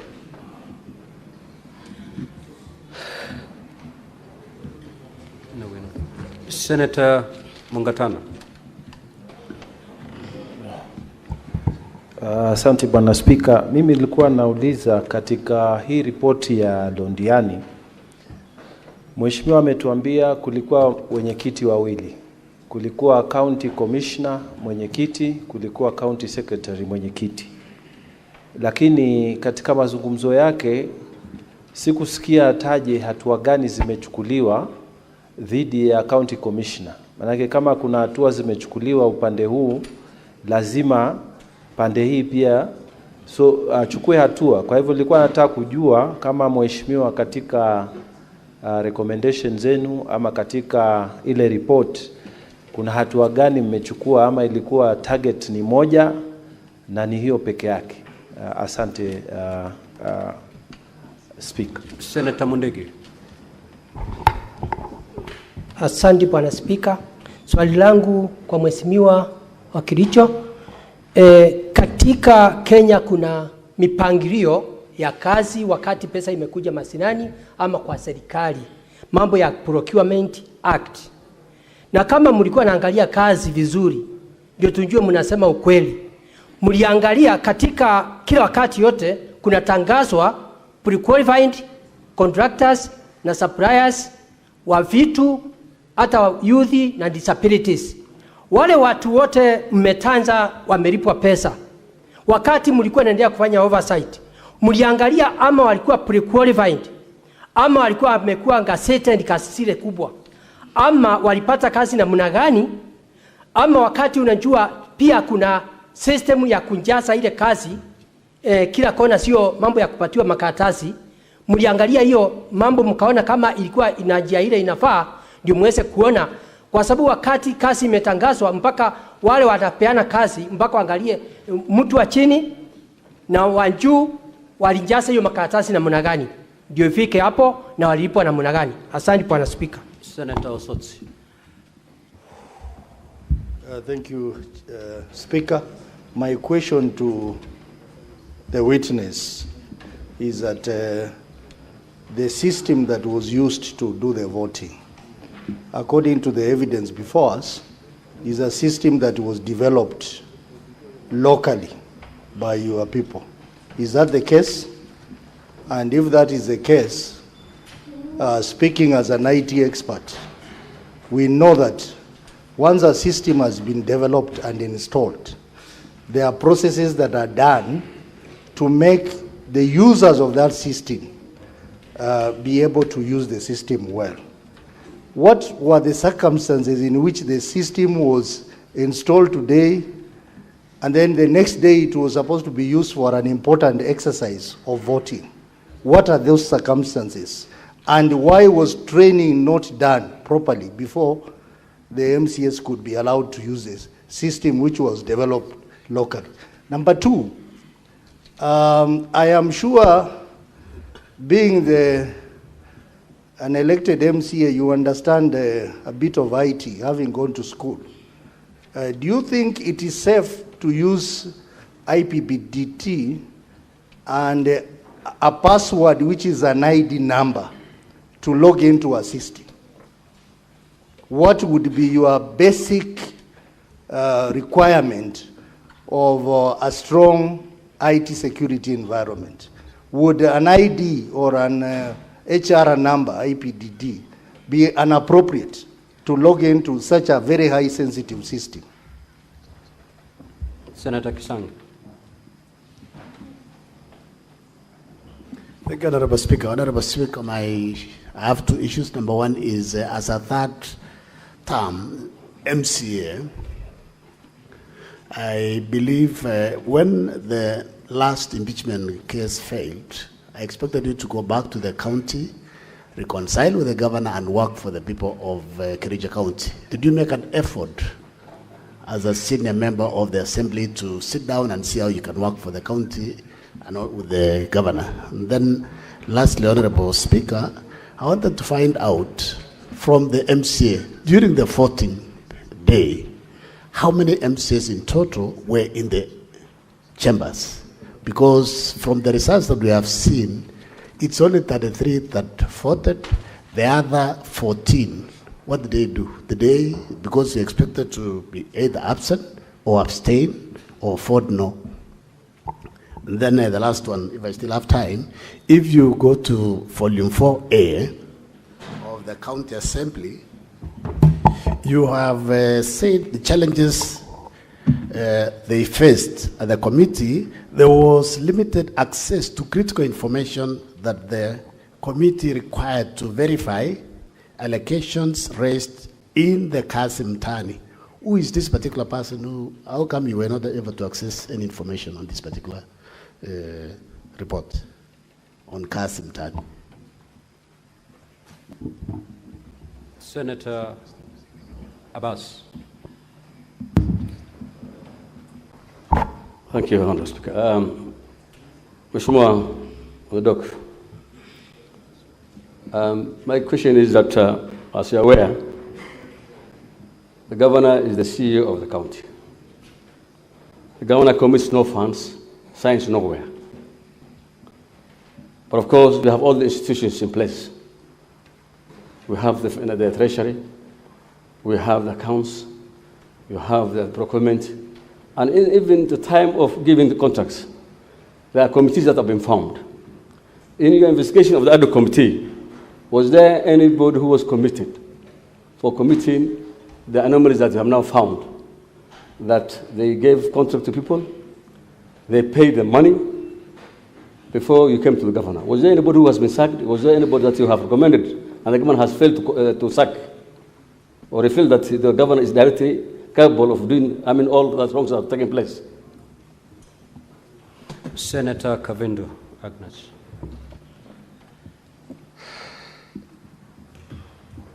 Thank you, Mr. Speaker, for this opportunity. My question is about the kazi mitaani. You say that there was no legislation in place. There was no law in place, and yet you MCRs are the people who should be doing the legislation to put the law in place. And that said, I'm wondering if you now have a law in place for kazi mtaani again, if it happens to come again, and about the procurement. Is it the governor who is supposed to procure all the procurement officers? And were the companies which were given the procurement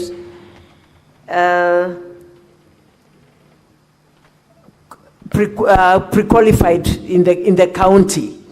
And were the people who worked paid their monies? Thank you. Senator Wafula.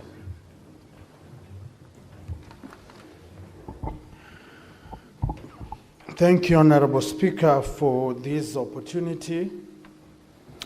I have clearly listened to our good MCA talk. My question comes here. Did we have any MCA in the steering committee of this arrangement for the burial of these deceased people? How much did the MCAs and the county assembly contribute towards this kitty that you are crying about for the injured and the bereaved? And if you went there as mourners, assume you appeared in nowhere, how do mourners start auditing accounts of funds they have not contributed? And finally, did you expect the governor or any other person to float tenders on how this money is going to be used and who will audit these accounts? Thank you. Senator Sek. Thank you, Honorable Speaker. To the witness, now that we have realized the Londiani tragedy, on the issue of the signatories, where the accountants are staff of the county, we have heard from you that these officers have been sacked. How do you make this House to understand the misappropriations of funds is attached to the governor? 2, the Kazi Mtaani program, the terminations, we've seen the termination and the sacking of employees in regards to this program. How else can you convince this House that the governor has not acted on this issue to make sure that is warrant for his impeachment? Thank you. Lastly, Senator Morango. Asante sana Mr. Speaker. Swali yangu itaenda kwa mheshimiwa kwamba ili kung'amua mbivu na bichi venye kura zilipigwa na wakilishi wandi, wale 9 ambao wanasema kupiga kura lakini walihusika katika mchakato mzima wa kumng'atua gavana, kunaye yote ambaye walichangia na kuko na ushahidi kwamba isipokuwa kupiga kura peke yake alichangia katika mchakato mzima ule kwa kuongea katika mbunge la kaunti ya Kericho ili tuweze kujua ya kwamba alisema nini, kwa sababu anayechangia hujulikana na asiyechangia anajulikana. Asante sana Mr. Speaker. Honorable MCA, you may now proceed to respond to those queries. Thank you, Mr. Speaker. And Mr. Speaker, before I proceed, now that I'll need to very fast respond to all the issues raised, I wish you would guide me so that I may not take long. But then let me try my level best. The Honorable Senator Cherargei talked about Section 45. That is the appointment of CS and the COs. Yes, this is done by the Public Service Board, but the County Secretary is part of the cabinet. And from the amended standing orders of the Kericho County Assembly, we can, as an assembly, discipline the county secretary, but the COs, we can do the recommendation to the Public Service Board. You talked about the fictitious payment. I think it is because of time. Mr. Speaker, sir, we have the misuse of FLOCA money. This is World Bank money. That is highlighted in my motion, but has not been canvassed in this House. But it is in most of the reports that you have in this House. We also have strategic intervention projects. These are capital projects in the county government of Kericho, and I can highlight one which is captured in my motion, the Kunyak dispensary upgrade to become a health center, where, Mr. Speaker, a certificate of payment of Kenya shillings 8 million was raised even before the contractor started anything on site. It is wrong, and this is when the Committee on Implementation visited the site, the contractor was going to begin the works. But from the information given to the Assembly by the Department of Finance, they claimed that the facility itself is on the slab level and the kitchen is on the walling stage. This is contrary to the findings of the committee which visited the site. Mr. Speaker, we also have the misuse of enough CDP funds. It is also highlighted in my motion. And Mr. Speaker, even if you check the response from the governor, as of 10th of June 2025, up to Kenya shillings 281 million, that is 266 million from the World Bank and 15 million from the county government of Kericho contribution has been used. If we had an opportunity to prosecute this, it will be appalling because this is a fund, Mr. Speaker, which has a manual from the World Bank. And I can tell you the governor cannot produce even a single minute from the county project steering committee. Mheshimiwa, whose question are you responding to? No, to this Honorable Cherargei. He was telling me that are we only pegging the impeachment of the governor on the fictitious payments?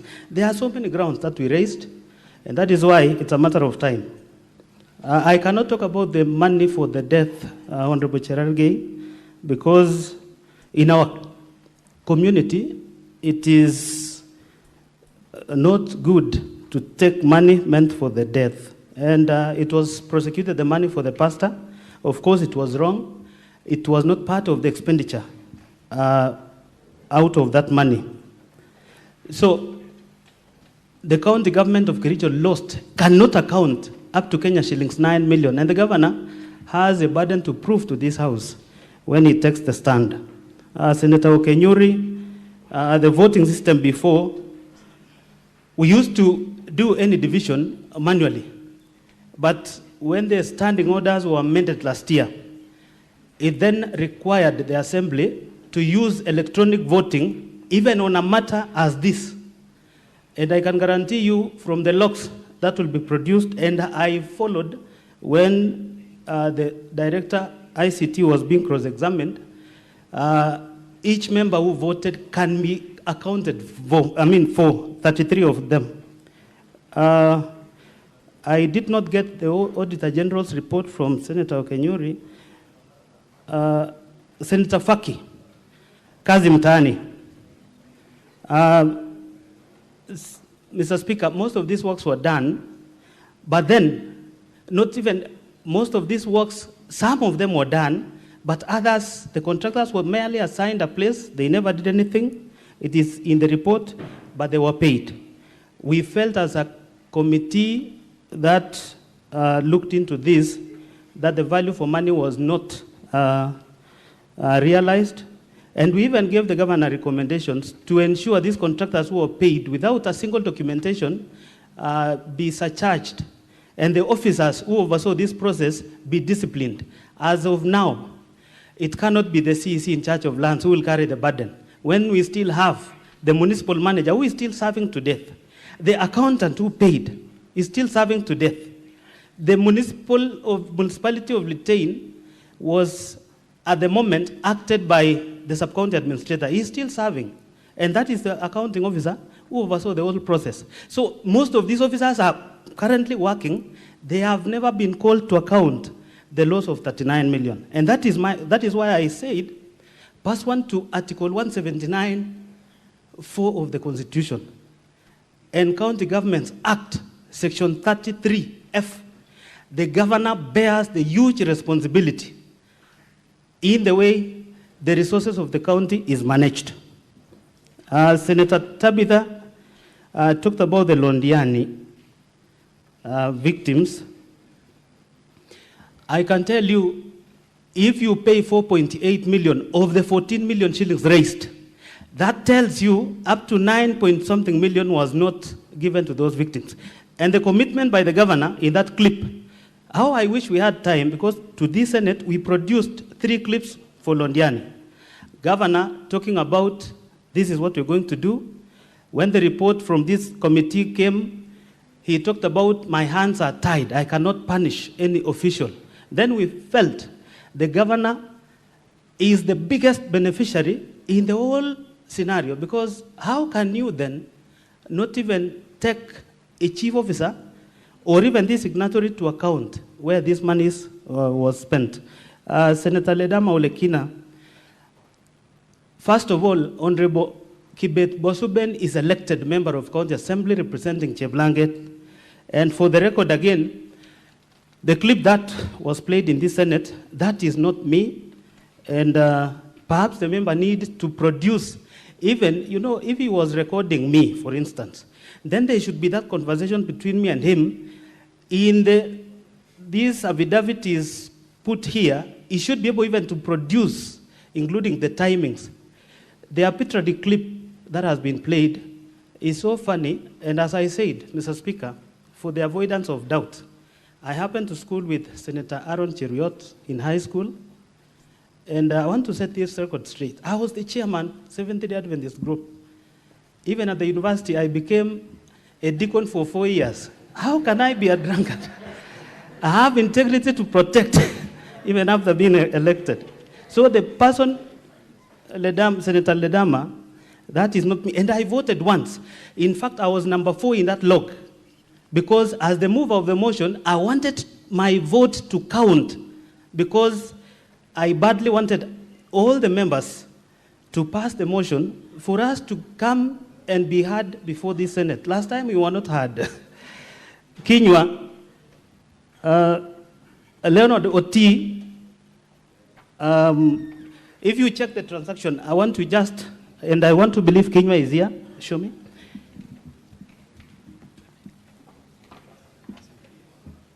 I would wish to request Kinywa.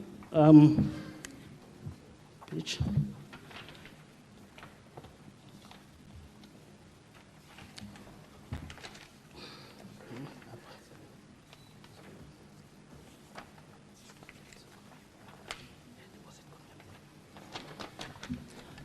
So, members, let me take you to volume 4D, page 60. If you check, when the fundraiser money was raised, Senator Kinywa, on 4th of July 2023, there was a deposit of Kenya shillings 13,653,660. That is in cash that was deposited into the account. And you can see 537,150. That was the pay bill money. That the pay bill was tied to this account. And you can see also 266,361. That money was sent by a businessman in Kericho who supported the family. And we have the 51,051 again. If you add all that money, it brings a total of 14 million and some amount on top. Now, you can see transaction began from date 11 of July. So this account was existing, but the county decided to use this account. So the transaction is where we are beginning from down there, where withdrawals were done.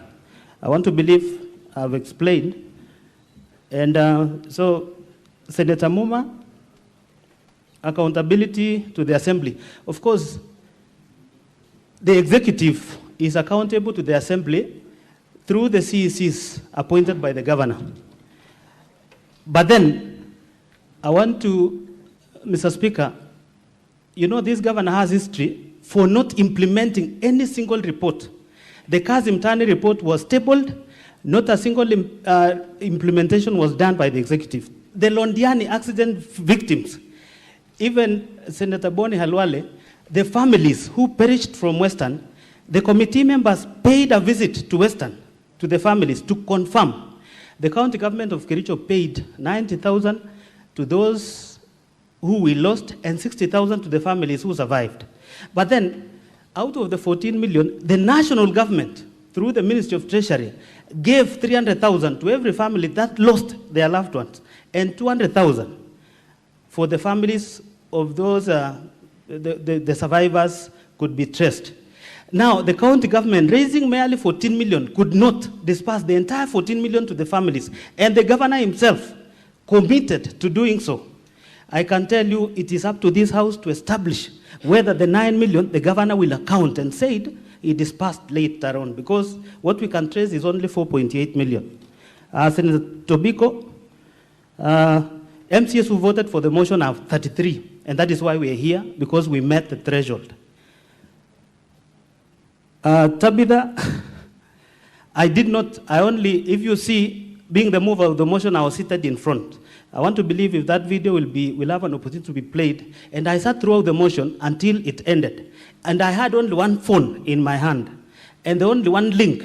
So I didn't vote for anybody. And anybody who claims that I voted for, I saw a ruling done by the Speaker that later on, there is an independent audit that will be carried out on that system. It will reveal if through my phone I voted for two people or for myself alone. Otherwise, we can account for the 33 who voted. And so that they don't take you round. We already have one who's sworn affidavit that I voted. And initially, the governor had taken her to Kisumu, hid her for more than 3 days, but she sneaked. And she was able to testify that she voted. We only need the other 3 to confirm they voted. So there was a breakdown by Senator Tabitha. Actually, if you look at my affidavit in volume 2, when you get your time, I was able to break down the entire payment. The 423 was meant to be paid fictitiously to some spending. The 411 that you can find somehow later on was paid to Supertix. These are the people who are not meant to receive this amount. In fact, the governor said the county is not broke. This county is rich. And again, he instructed the same committee to make payments for the expenditure that was never meant to. This one we can prove. And even despite the fact that we came up with this report, he never acted on the report.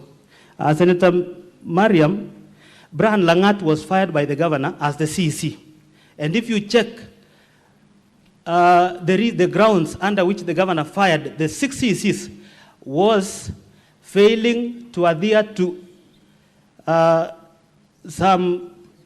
they talked about executive orders. Executive order 1 of 2022, 1 of 23, 1 of 24. If you look at the executive orders, is failing to adhere or to go to wherever they were posted to. Now, you cannot tie Brian to the incident of Londiani in that firing spree. And we realized Brian is a very young man who had a future. Before he was picked as an executive, he was the legal officer in the assembly. So when an opportunity was advertised in the assembly, he applied. And he was competitively sourced. He is now the deputy director, legal services. We feel Brian was not fired for lack of or for committing any offense. Senator Onyonga, it is true, your standing orders and ours, we are trying to improve as a county because we felt if we continue using manual, I remember the only assembly that we are still using the assembly that was used by the defunct local authorities. And there is one that we are building. Once we have a modern assembly like this, I want to believe we'll be having gadgets like this. And it will be easier for us to vote, and the results will be seen within a minute. Mheshimiwa, you have 2 minutes to go. Thank you, Mr. Speaker. Senator Nyamo,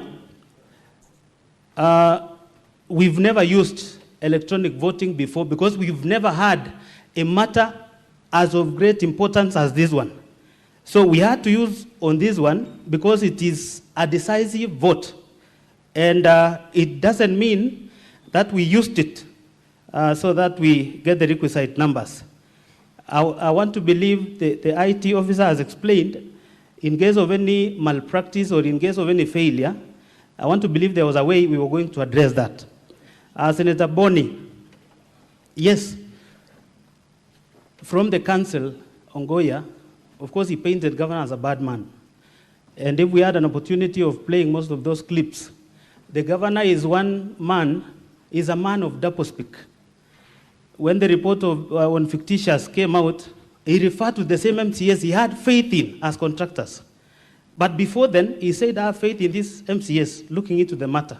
When the matter came up, he talked about them. In fact, the shocking thing, the ADO committee that was looking into Londiani incident, the governor in broad daylight and in public called them, referred to them as funeral committee. This is another committee composed of honorable members. When you publicly refer them as funeral committee, it is up to this House to find this is not a good governor, but likely to be a bad one. Senator Mungatana, actually, the composition of the committee that was spearheading the distribution of this money was co-chaired by the county commissioner. 90% of the committee members were appointed by the governor, and the officers he supervises them. So this county commissioner had no role in that committee, despite the fact that he was a co-chair. I want to believe other things that was raised about the voting have been able to, the officer before has deliberated on. Senator Abbas, governor is the CEO of the county. And as I said, any misuse of funds that we've witnessed, we tied the governor to that because pursuant to County Governments Act, Section 30, and Article 179(4) of the Constitution, the governor bears the greatest responsibility in the manner in which our resources are misused. So the others, Mr. Speaker, issues of voting, we will, under your directive, we will be getting the real results. But I want to beseech this House, when the time comes for voting, please consider the issues of Kericho. It is not one. There are so many grounds, including the haphazard dismissal of staff by the governor. There is one CEC who was dismissed in 2023, a very young man, who went to school in a village, school, scored the best grade, came to Kenyatta University, was working for the Water Trust Fund. But the governor, by a mere text, he was dismissed. This is a governor who should learn that when you're given opportunity, you need to act according to Article 75 of the Constitution, conduct of the state officers. So that the governor should know, being a governor of a county like Kericho does not mean you're above the law and you can do anything as you think. It is up to the Senate to decide on behalf of the people of Kericho. Thank you, Mheshimiwa. Thank you. Now that the yes, Council for the County Assembly, you have something to say? Yes, please proceed. Mr. Speaker, sir, you will recall that at the close of our case, I had intimated that I would be making a very quick application. At the end of our examination in chief yesterday, we were told by the Senate that they reserved the interrogation of our first witness, Mr. Geoffrey Bett. We still wanted to have that clarification whether he's still needed because we still have him around. He's one of the witnesses that is living with disability, so we wanted to have that clarification first. And second, and related to the issue, at the end of his testimony yesterday, the said witness made an application for protection, not just on his physical attack, but even against bullying on social media.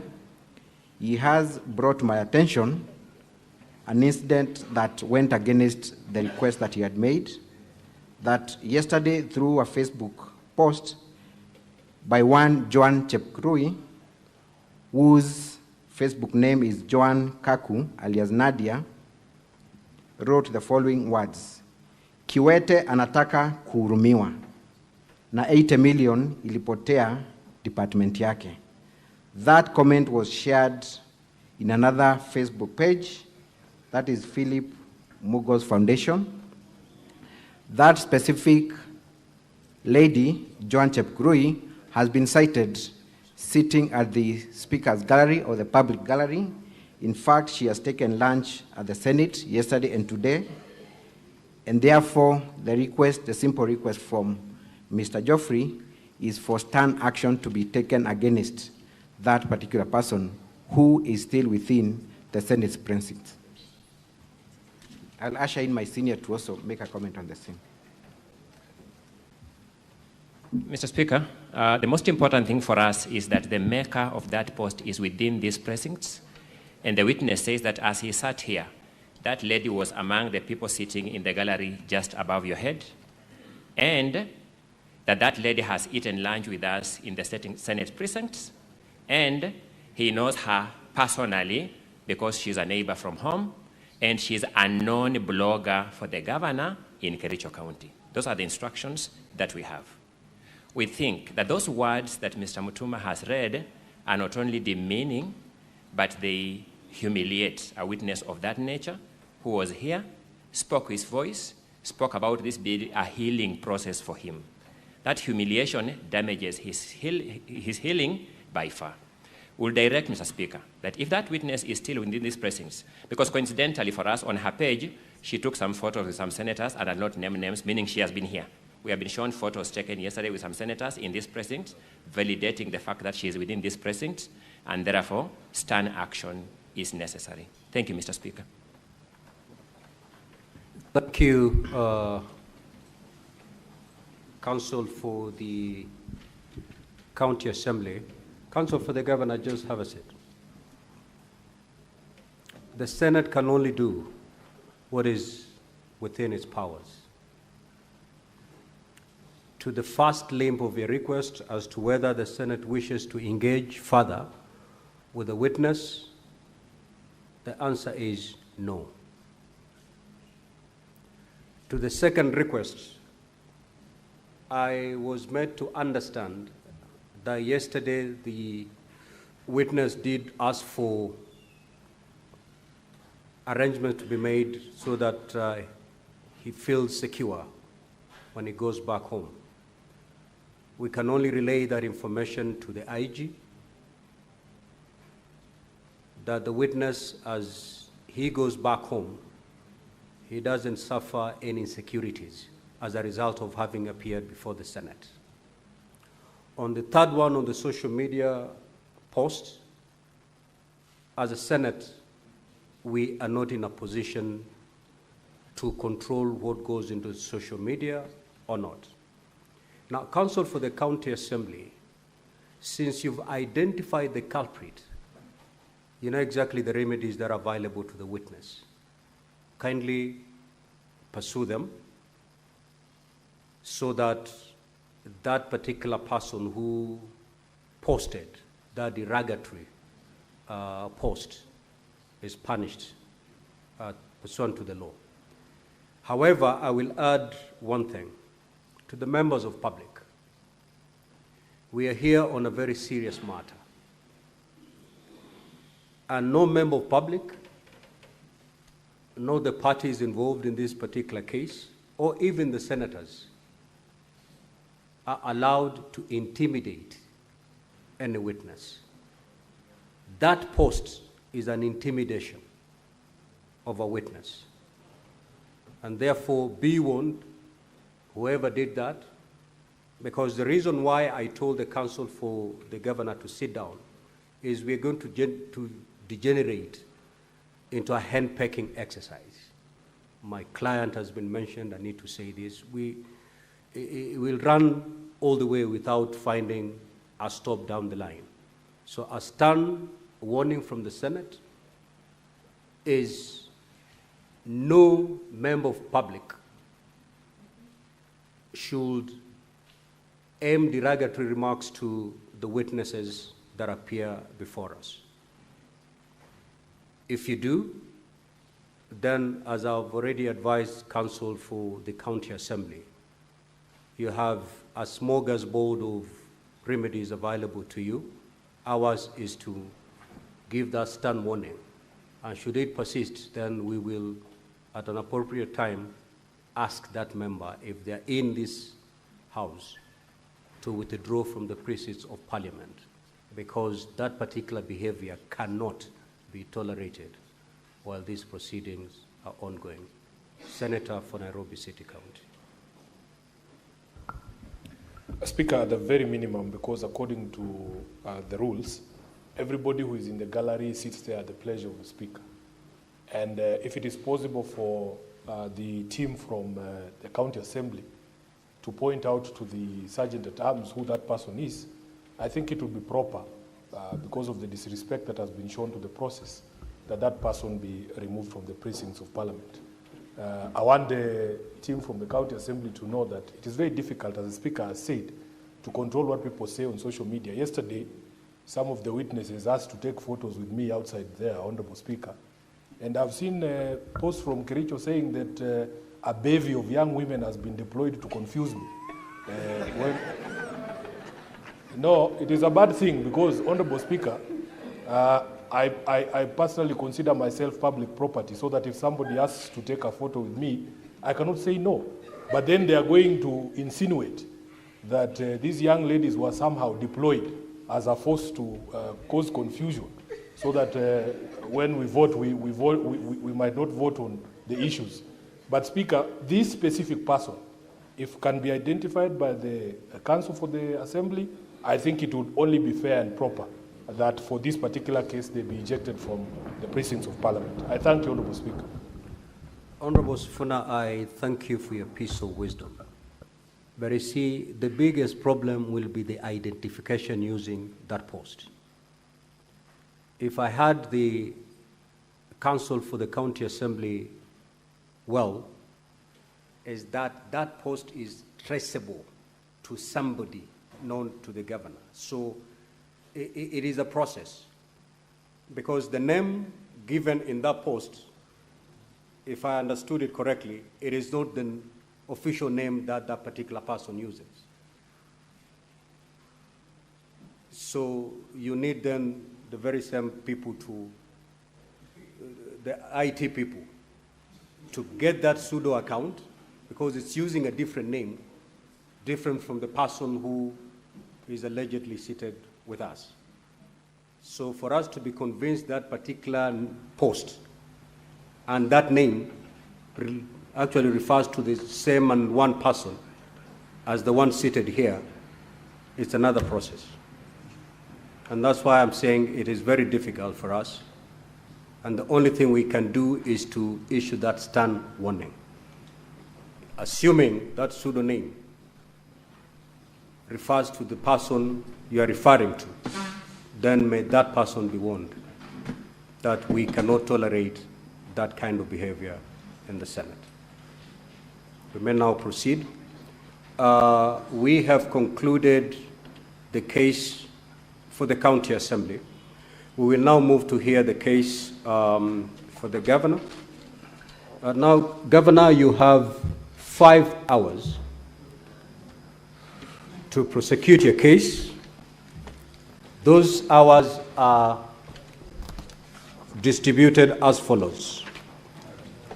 3 hours will be reserved for the Governor and his witnesses, and 2 hours will be allocated to the team from the County Assembly for purposes of cross-examination. The time taken by the senators for seeking clarification and questions, that is not part of the 5 hours that we have just apportioned between the two teams. Now, honorable senators, the Senate will rise at exactly midnight tonight. So we hope to conclude the case of the Governor before we rise at midnight. And then we shall resume tomorrow for purposes of deliberating and voting. Yes. Mr. Speaker, I thought these proceedings were gazetted for 3 days. What's the point of us sitting here until midnight? Because the second day ends at midnight. Mr. Speaker, I would like to beseech you, because we only have 5 hours for the Governor's case or response, and then I think a couple of hours for the other party and also the Governor to be able to conclude the matter. For us to rise at 6:30, it's only healthy. And then we come back tomorrow when we are fresh, at 9 in the morning, and then we deal with this matter and prosecute it. I think it's only fair, Mr. Speaker. Yeah. Yes, Senator for Nairobi City. Speaker, just referencing the Gazette notice for these special sittings that the Minority Whip has spoken to. We gazetted for 3 days, and I might be missing some commas in this communication, but it is only in respect of Friday that there was expression that we will only, the session will run commencing at 9 a.m. until the conclusion of the business of the day. So, Speaker, there is enough time tomorrow morning. I'm sure if we did, how many hours are left? 1.5 hours today, and then morning as well. I can, as whip, commit on behalf of at least the minority that we'll be here at 9 a.m. sharp, so that we are able to conclude the governor's case by around 11 or 12. And then we will have time to deliberate and make a vote. At least tomorrow we know we are here until the matter is concluded. So, Honorable Speaker, with kind indulgence, with humility, which is, a rare trait for some of us, we are, we are learning. So please, just reconsider, because my understanding of the Gazette is as such. Now, Honorable Senators, let's see how far our batteries take us. If they run low at 6:30, we're human beings, we shall abide. But let's see how far our batteries will take us. Let's proceed.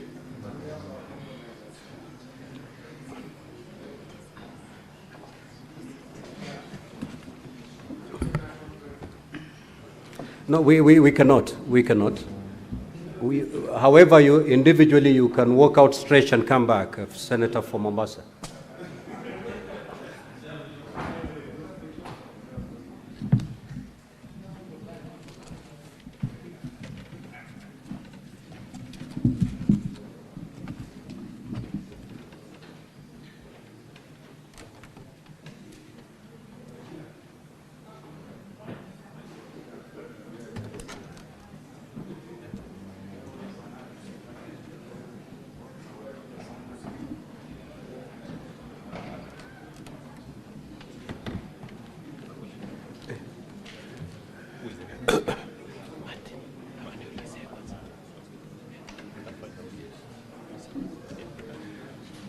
Mr. Speaker, sir, can I have the witness come in?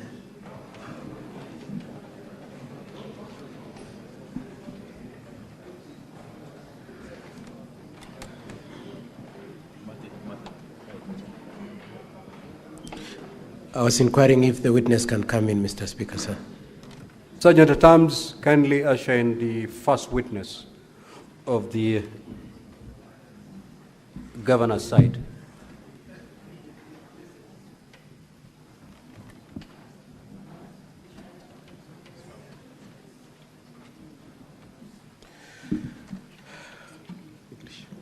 Honorable Senators and Mr. Speaker, sir, the affidavit of the witness is in volume 1 of the governor's bundle, page 128 to page 131.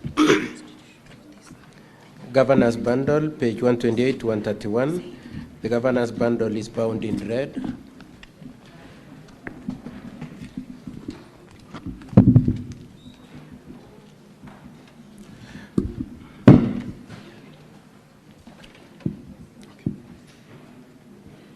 I, Martin Kiplangat-Cheruiyot, do solemnly swear that the evidence that I shall give before the Senate in respect of the matters before the Senate shall be the truth, the whole truth, and nothing but the truth. So help me God. Mr. Speaker, sir, with your permission and the permission of my colleagues, I will lead the witness on non-contentious issues, and if my colleagues have any problem, they can say. Could you confirm that your names are Martin Cheruiyot Kiplangat? I confirm. Could you confirm that you One, Sergeant at Arms, you may need to ask the technical team to power the microphone a bit higher, because we cannot hear the counsel for the governor well. Now, counsel for governor, would you please indicate how many witnesses you're calling for purposes of managing the time? Mr. Speaker, sir, I had intended I have 4 that I must call, Mr. Speaker, sir. 4 that I must call. That is the 3 MCAs who were impersonated in the votes, the IT expert. After that, I had intended to call as many of the other 18 as my time could allow. Okay, you have 3 hours to do all that. That's okay, Mr. Speaker, sir. Thank you. Could you confirm that your name is Cheruiyot Kiplangat? Yes, I confirm. You are an MCA at Kericho County Assembly? Yes, I confirm. Could you confirm that you represent a ward by the name, just say the name of your ward? I am an elected leader representing a ward that is called Kap Kugerwet. Thank you. And you swore an affidavit in support of your affirmance in this assembly? Yes. Could you confirm that is the affidavit at page 128 to page 131 in bundle 1? Yes, I confirm. And you'd like to rely on it, you'd like the honorable senators to look at it in support of your case? Yes. Could you confirm that you also swore another affidavit jointly with the other MCAs? If you could look at page 113 of the same bundle. Yes, I confirm. 113 to 116. Yes, I confirm. And you'd also like to rely on that affidavit? Yes. Now, that affidavit of page 113 to 116 is signed by how many people? Signed by 18 people. It's signed by 18 people. And could you confirm that they are all MCS? They are all MCS. Could you confirm that what you are saying in that affidavit of at page 113 to 116 is that the 18 of you did not vote in favor of the motion? Yes, I do confirm that we did not vote in favor of the motion. No, that's not what I'm asking you. What I'm asking you is that in that affidavit you said that all the 18 of you are saying that you did not vote, isn't it? That's what you're saying? Yes. Okay. Now, could you move on to page, I would like you to go to page 109. Page 109. Could you confirm, what is the document at page 109? This is an OB number. This is an OB number. What was the complaint that was being made in respect to, were you involved in making the making of that OB number? Yes. What was the complaint that you had made? The complaint that I made at this at the DCI is that there was I didn't vote. I didn't vote. Somebody else impersonated you. Impersonated me. Okay. And was it you alone who was complaining? No. How many people complained? 4 of us. 4 of you. Yes. And the 4 of you are the ones whose votes are purported to have been made in favor of the impeachment, isn't it? Yes. Okay. And you'd like also the senators to take into account that? Yes. Could you confirm if you are familiar with the letter at page 110 to 112? Yes, I do confirm. What is that letter?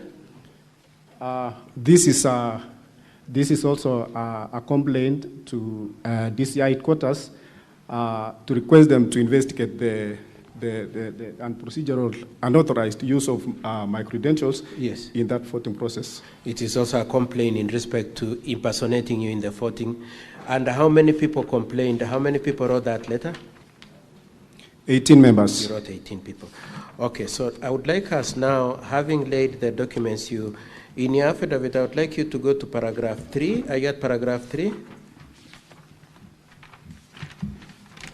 In paragraph 3, you say, we have read the affidavit sworn by Honorable Kiptor B. Kiptegan.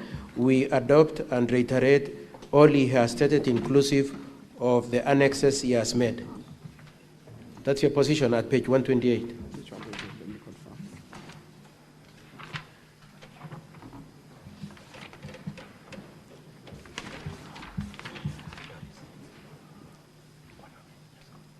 Yes. Could you confirm that that is your position, that you rely?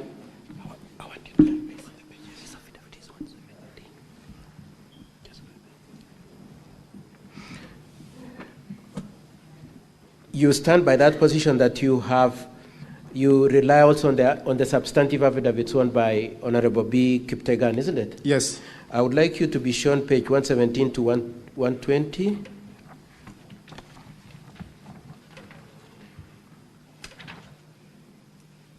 Could you confirm that that page 117 to 120 is the affidavit of Kiptegan, which you rely on?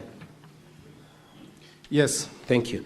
Now let's discuss a few things that you've made in the main reason why you're here. Now, why are you here? I'm here to prove that I did not vote in that voting process. You are here to tell these honorable senators that you did not vote? Yes. And if the report purports that you voted, what is your position? My position is that whoever did it for me denied me my right. And so your position is that if it is alleged that you voted, you did not, somebody has impersonated you? Impersonated, yes. Okay, thank you. Now, apart from yourself, were there any other people in your company that were opposed? Yes. How many people? 17 other members. 17 others, coming to a total of 18? 18, yes. Okay. And did you make your position known at the assembly? Yes, we made our position known when time of declaration of voting was directed by the speaker. Yes. The 18 of us stood, yes, requesting that we be given, we make a voting by roll call. You wanted to vote by roll call? Yes. And why were you opposed to use of electronic voting? We were opposed to use of electronic because it was new to us. We were not even earlier inducted on it. Yes. So it was a decision that was made at that particular time. So we didn't actually want to do voting by electronic. And also, I feared manipulation. Manipulation by who? Actually, by whoever maybe did the system, because yes. So the two reasons why you wanted a roll call is, number one, you didn't know how to. It was a new system. A new system. And secondly, you are suspicious of the intention in the use of the electronic voting. Yes. Okay. Okay. Could I just ask you a few questions? Had you been trained on the use of this system? No. Had you ever voted using the system? No. Had you put in place manuals, regulations, or policies for the use of this system? No. There was no policies, there were no guidelines, and there were no manuals on the use of this system? There was none. Okay. Now, you had the IT experts say that you passed Standing Order number 77 in October 2024. That's correct, isn't it? Yes. That's correct. I'm not sure. You are aware that there's a Standing Order number 77? Yes. You don't recall when it was passed? Yes. Okay.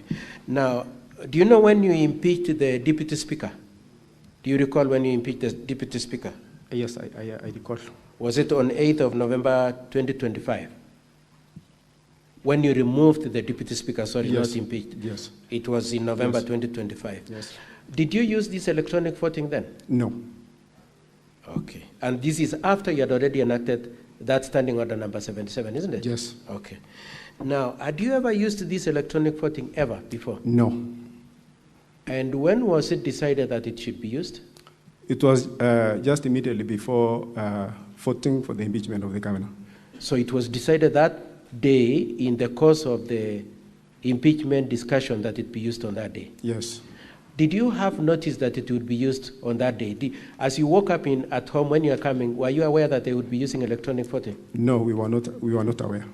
And was there any communication that it might be used? No. There was no communication. Yes. Now, if 18 of you had indicated that you are not going to vote electronic and you preferred roll call voting, in the face of the fact that the Speaker insisted that it must be electronic voting, what did you do? We requested that we use the roll call, and we stood. One member stood, and the rest of us stood in support. No, my question is, so the Speaker said we will use electronic voting. He has refused to grant your wish to use roll call. Did you vote? No, I didn't vote. Are you aware even of the 18 voted? I'm not aware also if they voted. Okay. So if 18 abstained, how many people could have at most voted on that day? If 18 abstained, because we are 47 members, yes, then 29 members could have voted. So if 18 abstained, there would be only 29 members voting? 29 members. But you see that they have said 33 voted, isn't it? Yes. Okay. Now, if it remained 29, would you have achieved the 2/3 that is the target of this process? No. It wouldn't have been achieved. Lastly, two issues. Did you have any gadget where the Speaker very specifically said in the answer that you press a button? You remember that? Yes. Was there any gadget with a button that you could press? There was no gadget that I had at that time. Okay. Mr. Speaker, sir, in evidence in chief, I would like to leave it there. Honorable member, you will wait for questions from my colleagues for the assembly. They might not be as friendly as I am, so be ready. Probably you could come this side and they can ask you. Just come with it. Counsel for County Assembly, you may now proceed to cross-examine the witness.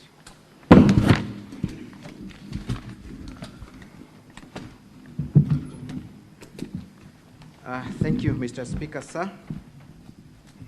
Honorable Martin Cheriot, good evening. Good evening. I will ask you a series of questions. First of all, tell us whether you are a first-time member of the County Assembly or this is your second or subsequent term. First-time member. First-time member. And what is your level of education? Diploma holder. Pardon? I'm a diploma holder. In what field? Procurement. Procurement. Yes. So you are relatively a learned and exposed person, correct? Yes. You're also familiar with the use of mobiles and other internet facilities, correct? Yes. Tell us, for the last 2.5 years that you've been a member of the County Assembly, how have you been receiving communication on any issue pertaining the County Assembly? We've been receiving through SMS and also at times by circulation of hard copies. How is that SMS generated? Is it a special SMS that runs through a system? Yes, it emanates from a county assembly. From county assembly. Yes. How about generation of invoices that pertains your per diems and other payments? You still do that through the same system, correct? About the invoices, that is now the work of the accounts department. But how do you make claims for your allowances? Isn't it through a system that has been generated and used by the county assembly? Yes. So you have interacted with this system since 2018, since when the time you came to the county assembly, correct? You have used that system for other functions, correct? Yes. And you have been trained on the use of that system on other functions, correct? No, the system I mean is the SMS, the replies of the messages that comes to my phone, my mobile phone. No training. But have you had any challenges in the use of that platform that has been internally developed by the county assembly? Have you had any challenges yourself? No challenge, because it's replying of messages. So the only challenge you had was the use of electronic voting and not for any other purpose. Don't you feel that is too convenient for the senators to believe? Yes, but... Thank you. Thank you. You've answered my question. I move on to the next issue. Mr. Cheriot, Has the county assembly provided you with a laptop paid for by taxpayers' money? Yes. What was the purpose of you getting a laptop paid for by taxpayers' money? For us to be using on our proceedings. For proceedings. Yes. Including electronic voting, correct? Yes, which we have not been Thank you. inducted. Thank you. Let me go specifically to the affidavit you have sworn before this House. That is the affidavit dated 23rd August 2025, correct? The one appearing at page 128. Yes. All the way to page 130, correct? Yes. You confirm that it is a joint affidavit. It is not an affidavit sworn by an individual. Yes, it's a joint affidavit. And therefore, the contents of that affidavit are contents that have been owned by two people and not one person, correct? Those are Yes. not just your varmints, but varmints of another person, one Edna Tonui, correct? Yes. When did you appear before a commissioner for oath to swear this affidavit? Do you recall appearing before any commissioner for oath? 23rd day of August. Where, specifically? Kericho. Which office? Imarisha Cable. Give me the building and a number of that advocate. Katwa and Kemboy Advocates, 5th floor, Transnational Plaza. So this affidavit was sworn by Katwa and Kemboy Advocates, correct? Yes. So that then you did not appear before Chebet Ngetich, the commissioner for oaths. Or are you telling me that Chebet Ngetich works at Katwa and Kemboy Advocates? You did not go to any other advocate to swear this affidavit, correct? Yes. You did not. And therefore, you did not appear before a commissioner for oaths, one that is said to have commissioned this document, Chebet Ngetich, correct? You do not know who Chebet Ngetich is, correct? I appeared. Mr. Cheriot, which version of your story should we take? You have just said you did not appear before any other person apart from the office of Katwa Kemboy and advocates. I appeared before Chebet Ngetich Fancy. Pardon? I appeared before Chebet Ngetich Fancy. Give me the location of this advocate. Which offices does he operate from? Does she operate from? Imarisha Cable Plaza in Kericho. Pardon? Imarisha Cable Plaza in Kericho. Which floor?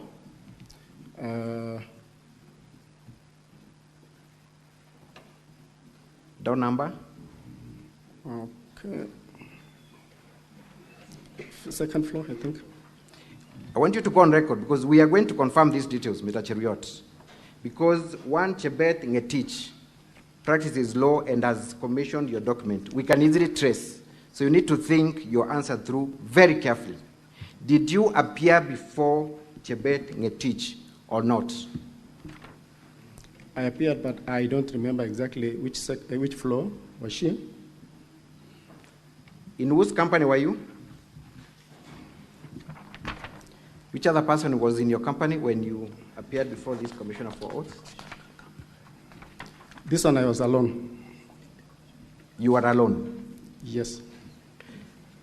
This affidavit confirms that two people appeared at the same time before a commissioner for oaths. You're telling these senators that you appeared alone. Don't you think that you're confusing the senators, Mr. Cheriot? Or at least you're not being truthful.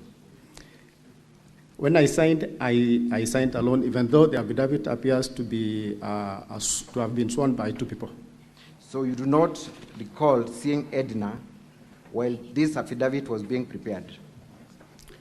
I signed, and I think later she came and also signed because she's my colleague MCA. This is your affidavit, Cheriot. And at the averment, at the beginning, you say, we. That means this document was generated, drafted, commissioned by two people at the same time. So are you now disowning the fact that this affidavit was jointly done and that it is only you who signed the affidavit? Is that your position? No, there is a space for Edna who also came, who signed also, and I also signed. I want you to look at another affidavit. Honorable Senators, this is the affidavit appearing at volume 7A of the County Assembly's document.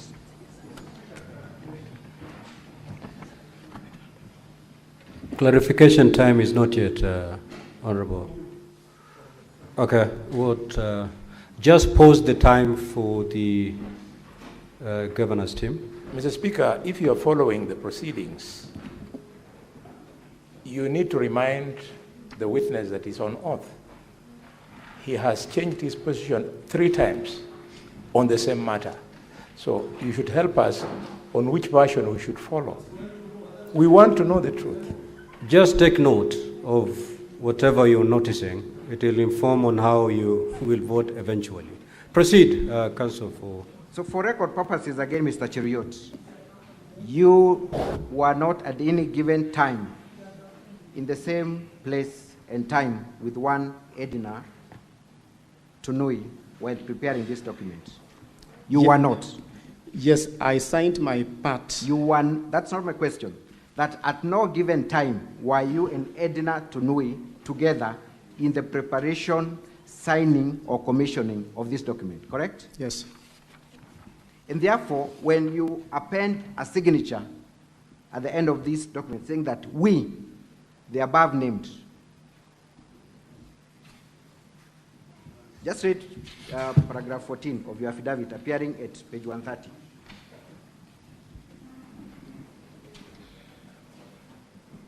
Just read what you state there at paragraph 14 at page 130. Yes. Proceed and read. Facts upon hearing are true to the best of our knowledge, information, and belief, save where we have stated otherwise, where we verify hereof in the correctness of what we stated. Do you still stand by the affirmation at paragraph 14 of your affidavit that the contents of this affidavit are true and correct to the best of your knowledge and belief? Yes. You have just confirmed that you have not seen Edina in the preparation, in the signing, and commissioning of these documents.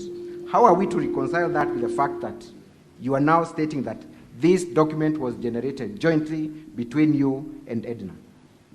Don't you think there's a contradiction, Mr. Cheriot? No. You do not think there is a contradiction?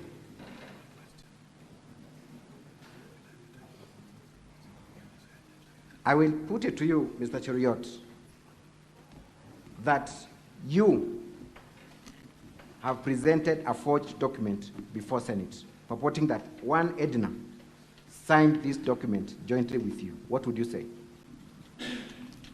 No, I have not presented a forged document.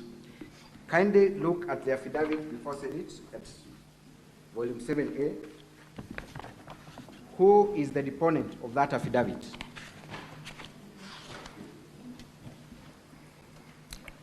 Chepkurui Edna Tonui.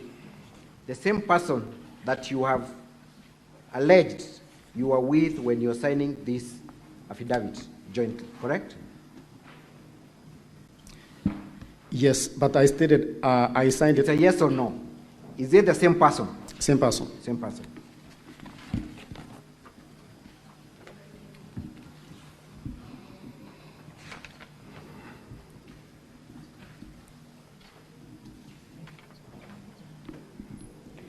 Kindly read paragraph 8 of that affidavit. Paragraph 8 of that affidavit. What does Edna say? That I've seen affidavits and letters filed by the governor purporting that I was part of the 18 MCAs who allegedly absconded from voting on the impeachment motion. To with the affidavit allegedly sworn on 15 August 2025, jointly by myself and 17 other members of the County Assembly. B, the affidavit allegedly sworn on 23rd August 2025, jointly by myself and Honorable Martin Cheriot Blangat. And C, an undated letter allegedly co-authored by myself and 17 other members of the County Assembly of Kericho, addressed to and received by the Director of Criminal Investigations, DCI, on 18 August 2025. Edna confirms that she did not sign the affidavit that you presented before Senate. You have also confirmed that you did not see Edna at any given time in the preparation, in the signing and commissioning of this affidavit. And this is your affidavit, Mr. Cheruiyot. Are you then on record confirming that you have brought before the Senate a forged document in the name of an affidavit that you have presented on oath? No, there are other affidavits that are there. I am interested in the affidavit dated 23rd August 2025. This is your affidavit, correct? Yes. Edna has denounced the same. Do you then accept that you presented a document that was forged or procured without the authority of the other deponent?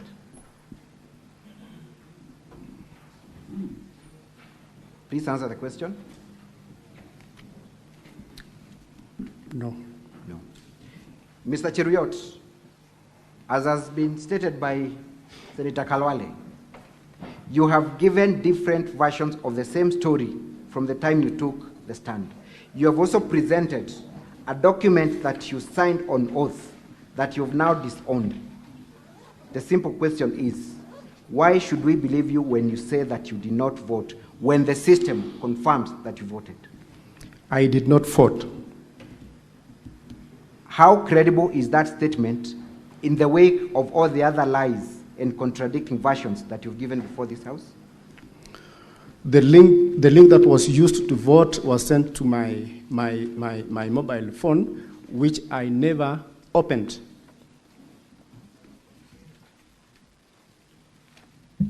Thank you. You have also stated in your affidavit that you did not have your phone at the time of the voting, correct? Yes. Where was your phone at that time? At that particular time of voting, my phone was in the car at the parking lot. For how long was your phone in the car? For the time immediately just before voting and for almost 1.5 hours after. You have also stated in that affidavit that not just your phone, but Edna's phone was not with her. Is that what appears in your affidavit, or am I reading my own things? Do you remember stating that fact? Is it in your affidavit? Yes. You stated on oath that Edna did not have her phone at the time of the voting, correct? In your affidavit, correct? The 18 members that were... I am talking about Edna and yourself, the deponents of this affidavit.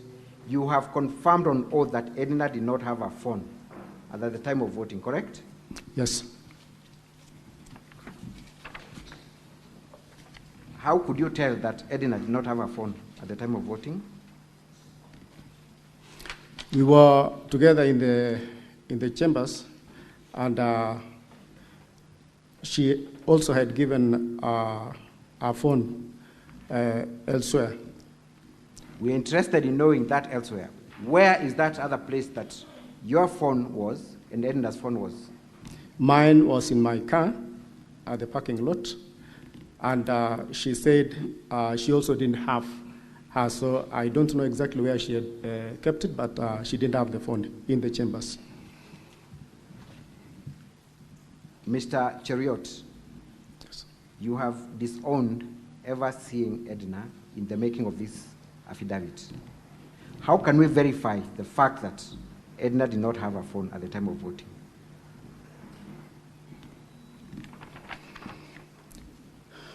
She swore in another affidavit that she didn't vote. Which affidavit is that?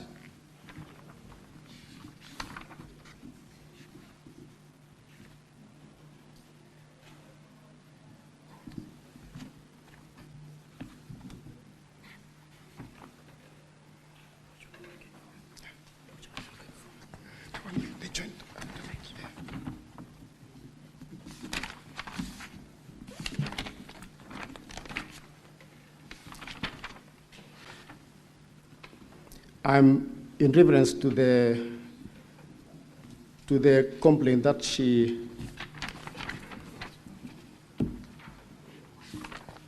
yes, there is an affidavit that is 113, page 113, that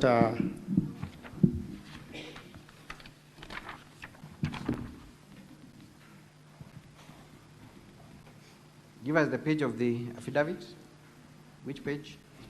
113 to 115. Again, that is a joint statement prepared by all the 18 MCAs, correct? Yes. Was Edna with you when that affidavit was prepared? Yes. Who commissioned the affidavit?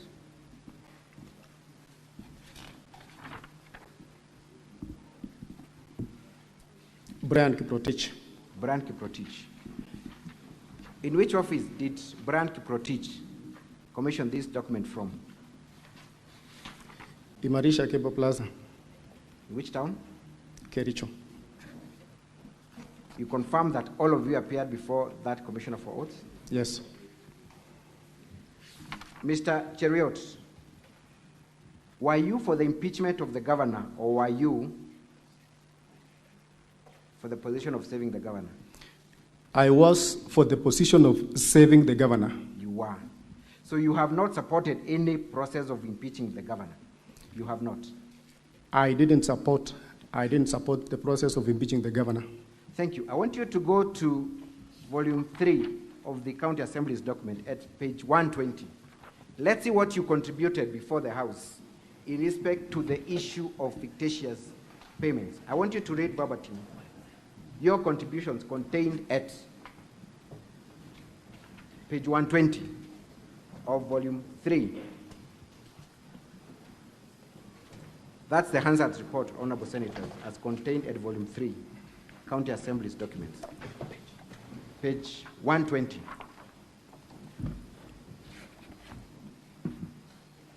Confirm that you're the member for County Assembly for Kapurwet ward, correct? Yes. You confirm that at page 120, we come across your contribution in the floor of the House in respect to the fictitious payments, correct? You should be having counsel. We supplied volume 3, but we can avail an extra copy.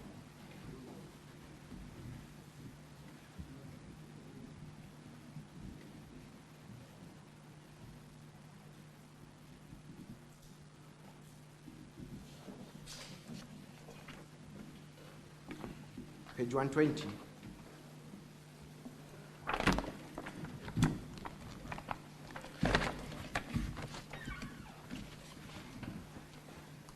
I want you to read, and kindly be mindful of my time, your contribution before the floor of the House in respect to fictitious payments.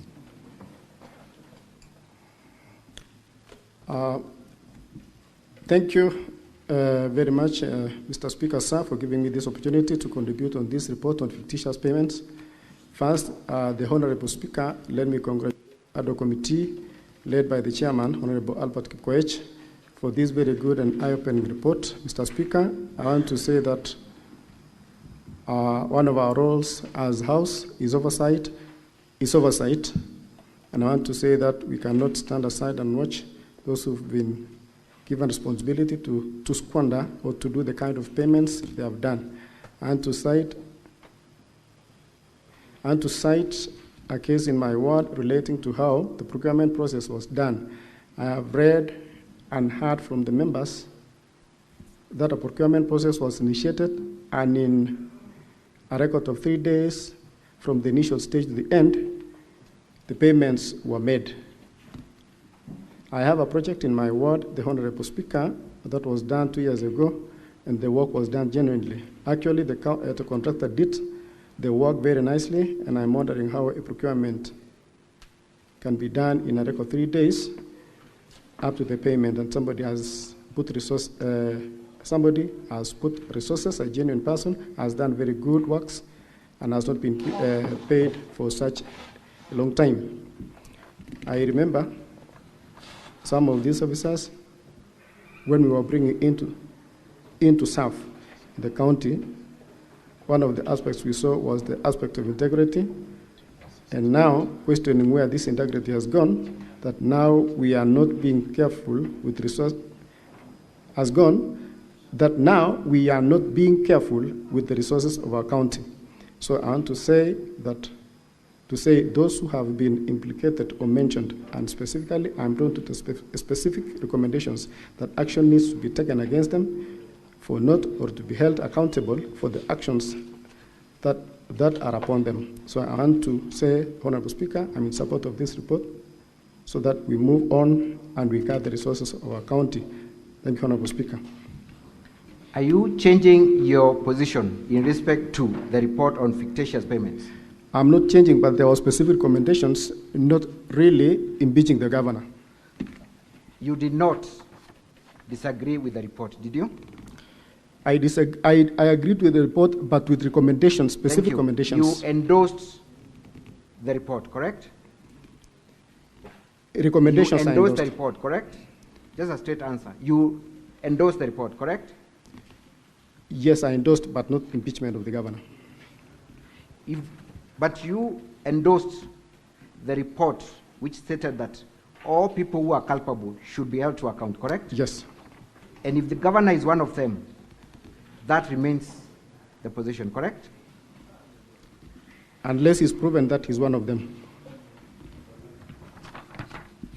Mr. Cheruiyot,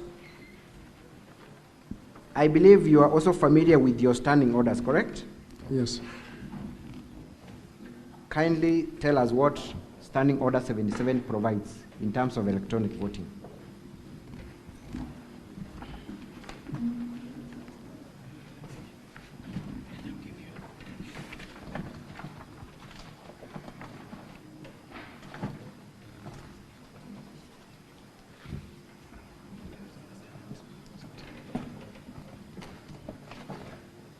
And before you read Standing Order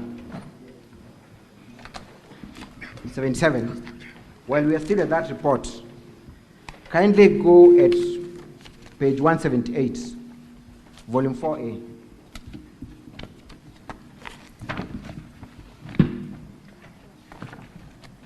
Kindly go to page 178 of volume 4A.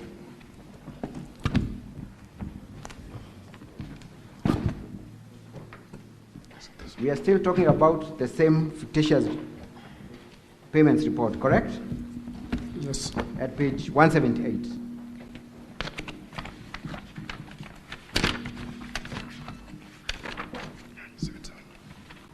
What was the last recommendation by the committee?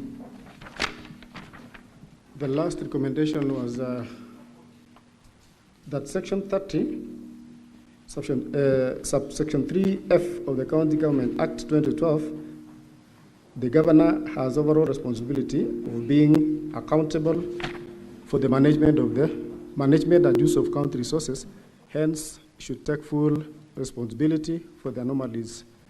That is part of the report that you endorsed, correct?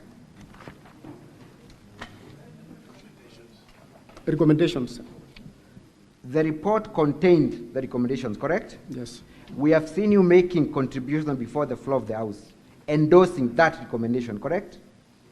And therefore you endorsed the removal or action being taken against the governor for fictitious payments, correct? Correct? All those found culpable for the... That specific recommendation targets the governor, correct? Yes, this one targets the governor.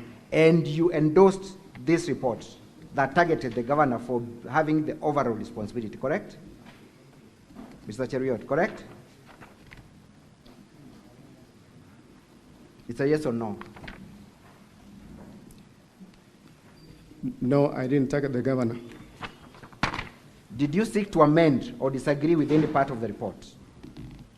We have seen you fully endorse the report. On Hansard's, had you not read the report or you're changing your version when you appearing before the Senate now? Which one is which, Mr. Cheruiyot? Either you had not read and therefore made contributions without familiarizing yourself with the report, or you are changing your version now. Which one is which, Mr. Cheruiyot? I read the report. So you endorse the report, as it were?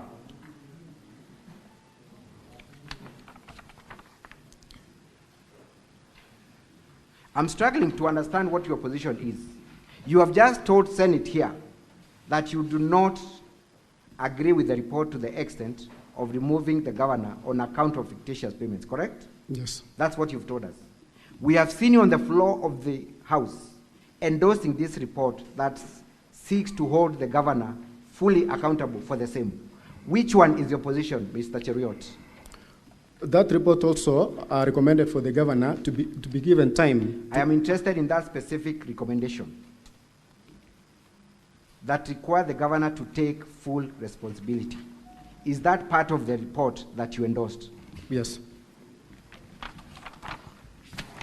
Then you have lied before the Senate when you say that the governor should not be held accountable for the same fictitious report that you endorsed, correct? There are people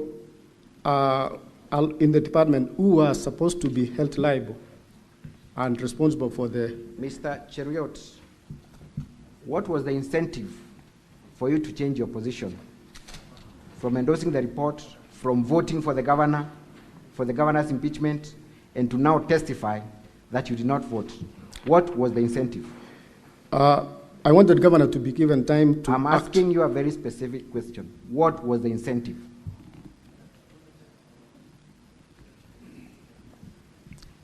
I didn't support the impeachment of the governor. You did not support the impeachment of the governor? Yes. Even though the evidence states the contrary?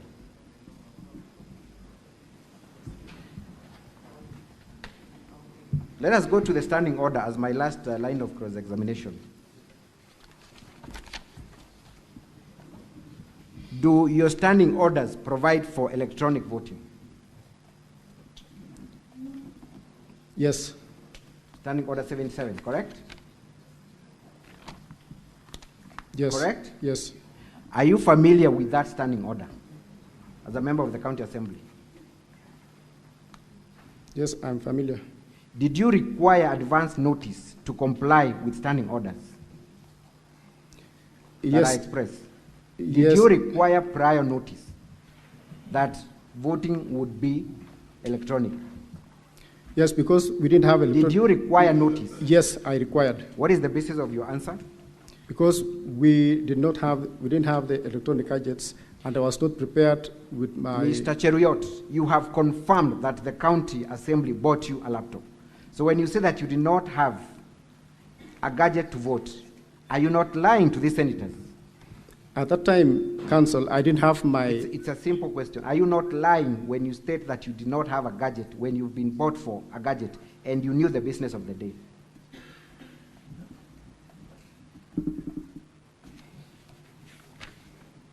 You lied, correct? I didn't have my laptop at that time.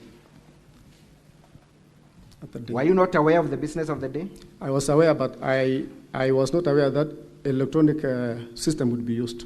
Mr. Cheruiyot, I put it to you that you are a very dishonest person who gives the version of the story that is convenient to you. What do you say? No. That is all for this witness, Mr. Speaker. Thank you. Any re-examination, counsel, for the governor?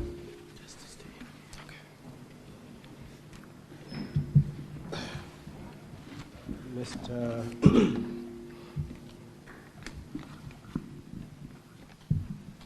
Martin, was there any time when you said that you supported the impeachment of the governor? No. The part that has been read to you, does it say anywhere that the governor is to be impeached? No, it doesn't. And more specifically on the issue of the vote, did you vote in support of impeachment? I didn't. And that's your testimony in this assembly? Yes. That you did not vote in favor of the impeachment? Yes. Okay. Now, even assuming for one moment you had a different mind when you're arguing, were you entitled to change your mind before the voting? Yes. But your position has always been that you don't support the impeachment of the governor? I don't support impeachment. Okay, what did you want, what kind of action did you have in mind from the report on the part of the governor? What did you have in mind that should happen to him?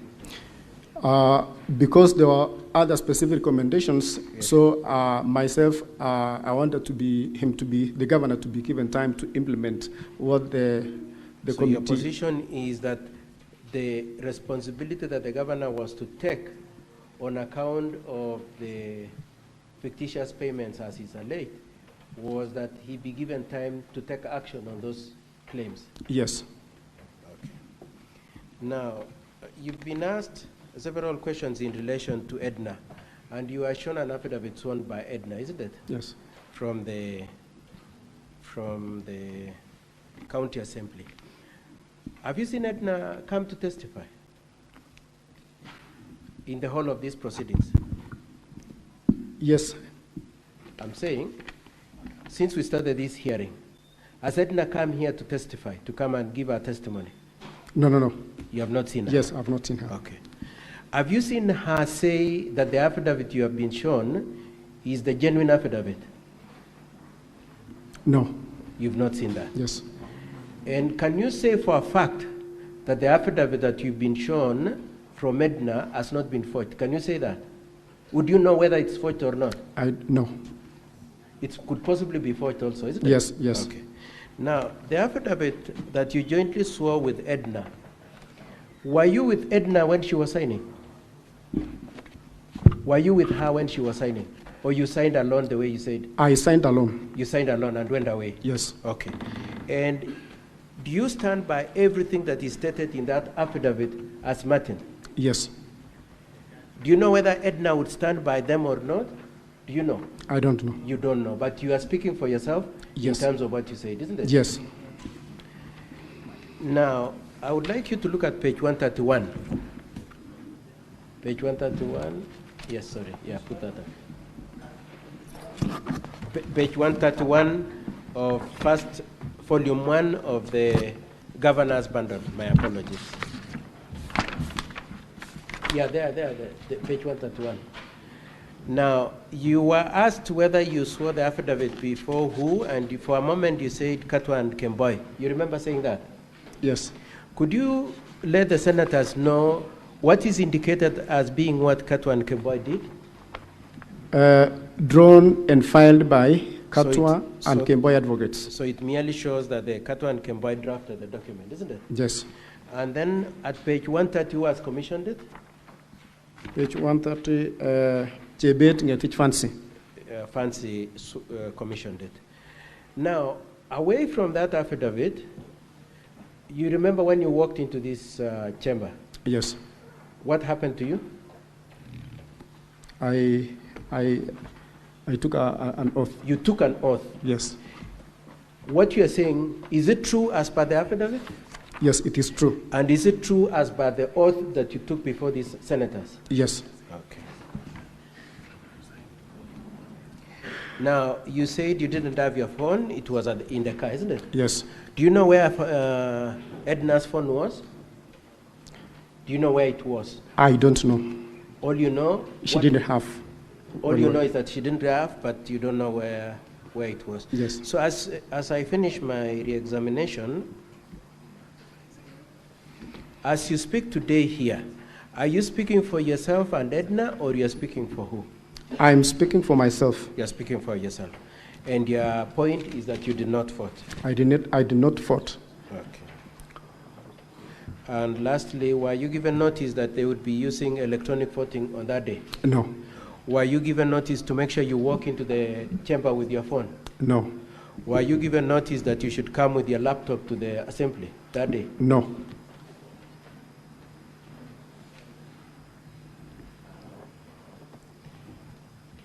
That should be all for this witness, Mr. Speaker, sir. Thank you.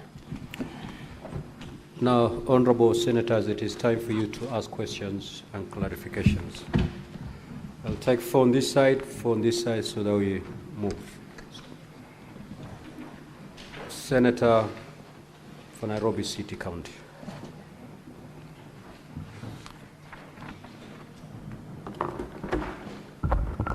Thank you, Honorable Speaker. I want to refer the witness to the affidavit that starts from page 113 to 114 of volume 1 of the governor's bundle. And going through the affidavit at paragraph 1, the 18 people who deponed this affidavit are saying they participated in the proceedings. If you look at paragraph 6, they say the speaker demonstrated impartiality at several instances to mean they were present during that. Then at paragraph 9 on page 114, that during voting there were people experiencing technical difficulties and others questioning the integrity. Then at paragraph 13, Honorable Speaker, they say we abstained because we were not trained on the use of electronic machine. Now, as far as I understand the word abstain, witness, an abstain, if you look at our gadgets here, is a vote. Did you mean you voted to abstain or you refused to vote? That's the clarity that I want from you. I refused to vote. Just take the questions, then you will respond to them. Thank you. Senator Mandago.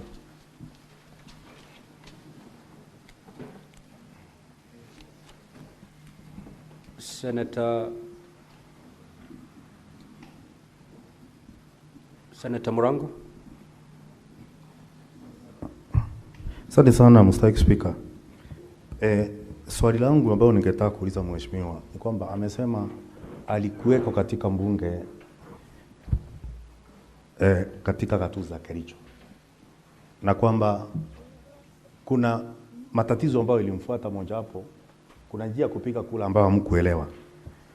Kuna ushahidi wote ambao uko nao unaonyesha kwamba ukiambia speaker wa mbunge la Kericho kwamba kuna matatizo kama hayo ama kuleta jambo hilo mbele ya speaker, wakati mchakato mzima ulikuwa unaendelea kumngatua gavana wa Kericho. Asante sana Mr. Speaker. Senator Crystal Asig. Thank you very much, Speaker. First of all, Speaker, I'm not too sure the relevance of the last couple of questions by the counsel who asks the witness, were you told to bring your phone? Were you told to bring your laptop to chambers? I don't think anyone needs to be told to bring their tools of doing business to their place of business. It's like saying all of us should not come here, should have to be told to bring this or that, or the counsel to be told to bring his bundles for evidence sake. So, but on the same question, Chair, I want to ask the witness. You said that Edna did not bring her phone, but you did not see her, but you saw that she didn't bring her phone through the affidavit that you read. But as per your counsel's questioning, you answered in the affirmative when he asked, could that affidavit be forged? Do you know it to be a true affidavit? And you said no. And therefore, can you clarify whether the affidavit is something you're relying upon, or it is now something that you are dismissing as you do not know whether it's true or not? Next, Chair, I also want to ask, if you don't bring your phone or your laptop to chambers, how do you then do business usually, if void of the two? And lastly, Chair, I also want to ask the mover. Oh no, I'll leave it there. Oh yes, I want to also ask the mover, according to your standing orders, if you don't know, if you don't vote yes or no or abstain, what then are you doing in the House? Because Chair, in this House, you have told many a time to us senators, you must vote either way. You cannot be in the chamber and just occupying space. Thank you. Senator Chute, I do not remember forcing honorable senators to vote. But anyway, that is for another day. Senator Chute. Thank you, Honorable Speaker. Honorable Speaker, I want to refer the witness to County Assembly Documents, Volume 4A. This was a question even asked by Senator Abbas before. I refer him to page 12. There was bulk SMS sent to 28 MCS. I wanted to know from the witness if he was among the 28 MCS who got the messages. Thank you. Senator Olekina. Senator Faki. Mr. Speaker, thank you. I wanted to refer the witness to the affidavit, especially on paragraph, on page 115 of the Governor's Volume 1. Did all the 18 of you attend the Commission of Oaths for you to swear the affidavit? And number two,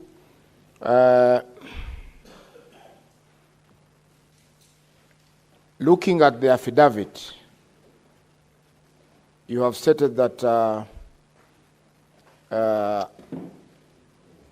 an introduction of untested electronic voting. Did your standing orders provide for electronic voting? And when did you amend the standing orders to allow for the electronic voting? Thank you. Senator Mbugua. Thank you, Mr. Speaker. Mr. Witness, I want to refer you to your affidavit on page 114 of the Governor's documents, in particular number 6, where you say that the Speaker of the Assembly failed to conduct the proceedings with impartiality and in several instances demonstrated bias. Can you give this House examples of those bias? And number 2, the last sentence of number 7, you say that members had a right to choose the mode of voting, whether manually and electronically. Is this provided for in your standing orders, or where do you get these rights? Thank you, Mr. Speaker. Senator Beatrice Akenya. Thank you, Honorable Speaker. Honorable Speaker, phones are very personal items.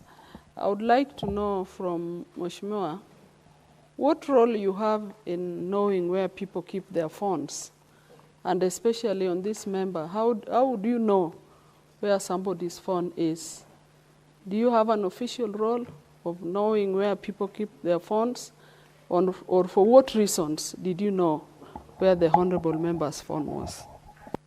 Senator Bone. Mr. Speaker, I would like the witness to clarify to us one common denominator for all of us who speak English language in this chamber today is that at one time you went to school. Were you being reminded to carry with you a pencil and an exercise book when you're going to school? And if that common sense did not make it difficult for you, you always carried, why do you want me to believe that the speaker or the clerk or somebody in Kericho had to remind you to carry the gadgets for you to go and vote? Finally, do you appreciate the fact, based on your verbatim contribution in the county assembly and the contradiction you're making in the House today, do you appreciate the import of what you are doing to the case of the governor who you have come here to help to succeed in his case? Or have you deliberately come here to make fools out of the people who sit in this distinguished House? Senator Maruma. Then log out, Honorable Senator, please. Senator Olekena. Senator Fernandi. Thank you, Mr. Speaker. Mheshimiwa Martin, when you protested of not being given an opportunity to not to vote or participate, did you, I believe there is a Committee of Powers and Privileges in Kericho County Assembly. Have you reported this matter? Secondly, is it coincidence, according to Volume 1 of Governor's Bundle, that 18 of you did not carry their phones? 18 of you, because that is page 6 on Volume 1 and you are number 10, that all of you did not carry your phones that day to the chamber because you knew the SMS link will be sent to your phone. And finally, Speaker, sir, I have seen the answered and I have seen your affidavit. Who are you? Is this an hermaphrodite case? You are trying to be an hermaphrodite. Where are you? Do you want us to believe the affidavit or the answered? Thank you, Mr. Speaker, sir. Senator Morgo. Thank you very much, Mr. Speaker, for giving me the opportunity. I would like to know from the Honorable MCA if he realizes that he is contradicting himself to have agreed with the report that intends to impeach the governor and yet denies signing. Does he realize how he is contradicting himself? And then secondly, did he plan with the lady MCA to leave their phones in the car? Because it cannot be a coincidence that they left their phones in cars and yet they were supposed to have them. Was there an intention, was there a prior plan before voting time? Senator Lekina.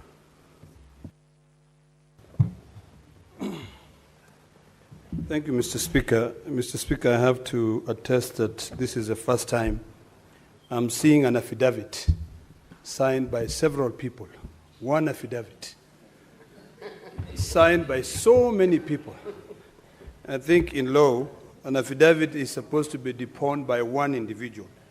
With that case as it might be, I just want some clarification from the witness. Whether indeed you went with all these 18, and I'm looking at your affidavit on page 113 of volume 1 of the governor's documents. Volume 1, page 113. And it says, and I believe you are number 3 on this, we, the undersigned. I just want to be sure, and please correct me if I'm wrong. First of all, I've just said, and I stand corrected by both legal counsels, whether an affidavit in a petition can be signed jointly by various different individuals, although it was only by one person. Did all of you, 18 of you, go together, sit down together, and then, based on the order of names, the first one is Honorable Kamam Rop. After he signed, the next person, Honorable Kipto Faith, signs. And then now, the last question is this. I have seen another affidavit, volume 7A of the County Assembly document, signed by the same person called Honorable Chepkurui Edna Tanui. I believe that's the same name here. Chepkurui Edna Tanui. How is it that you...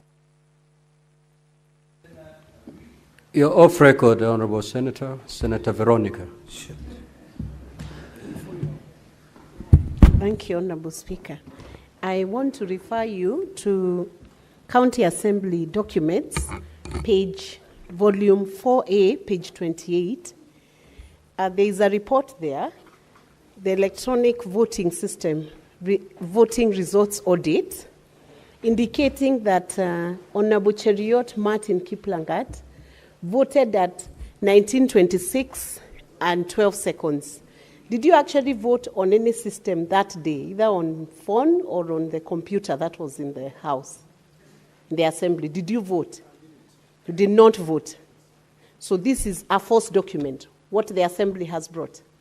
Or have you changed your mind about the vote you put on that day, and following what you have alleged in your affidavit, that you think this system came without a proper tendering process, was installed in the night? Did you change your mind because of the way the system was introduced as a voting system during the impeachment proceedings? You never voted. So you want to tell Senate this is a false document, the one that has been brought by the County Assembly of Kericho? the report on the electronic voting system? They did the voting, the voting by electronic, but I myself did not vote. Was there a system that day that was used by MCAs to vote? Did you see any system in the assembly? There was no, it was using phones, MCAs phones. So nobody voted on a desktop or laptop? It was just the phones? I remember there was a knife, there was a laptop for those members who wanted to be assisted. Mm-hmm. They were told that you can be assisted to vote. Senator Eddie, you know, Senator Veronica, you're not cross-examining the witnesses. You're supposed to, I know you're a lawyer, but in this instance, you're a senator. Senator Eddie.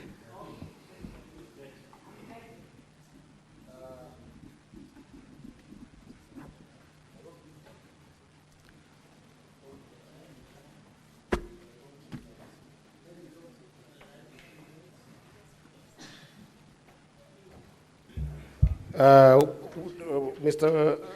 Mheshimiwa, your affidavit says that you participated in the proceedings. That is on page 113.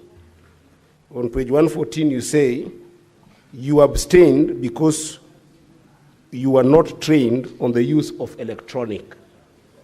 Now, you and I are called upon to hold governors accountable. I hope you're familiar with Article 159 of the Constitution, which says that where there is procedural technicality, we must give substantive justice anyway. Your reason for not voting is because you're not trained in the use of electronics. You followed the proceedings there, you have followed the proceedings here, where there are glaring issues that have been raised in this case. Do you believe that the issues that have been raised in these proceedings and in your proceedings in the Assembly are issues that are tantamount to impeaching the governor? Because your reason here is not because the issues have no merit. It's because the electronic system was not, you're not afforded the training grounds. As an MCA, do you believe that the issues that have been raised here and during your proceedings are issues tantamount to the impeachment of the governor? Senator Kisang. Thank you, Honorable Speaker. Honorable Speaker, this is the first witness that is testifying for the governor. And if he's the best witness, I think the governor is cooked because, Honorable Speaker, you cannot be reminded to come to work and carry the tools of work. As Senator Sika said, that is common sense. You cannot go to school without your books.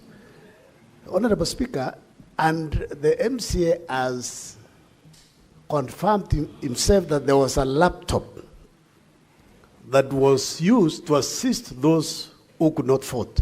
How come the 18 of them could not volunteer and go to be assisted or walk out because they did not agree with the process? In this house, sometimes when we do voting, if the minority side are aggrieved or they are not agreeing with us, they walk out. How come you didn't walk out?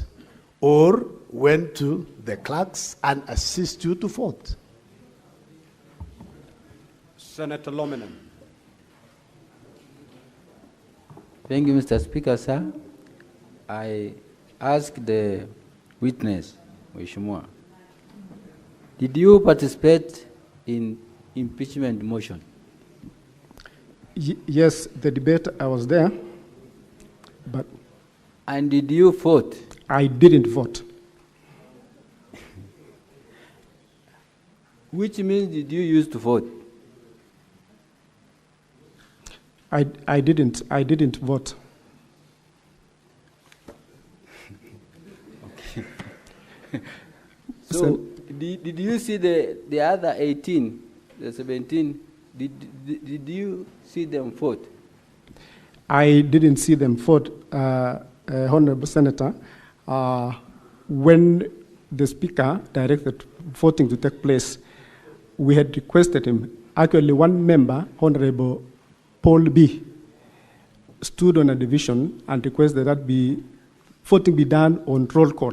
And all of us, the 18 members, stood because we suspected manipulation on this voting process. I feared manipulation myself. Confirm you are 17, not 18. Because did you see Edna vote? I didn't see Edna vote, but she stood when the rest of the members stood.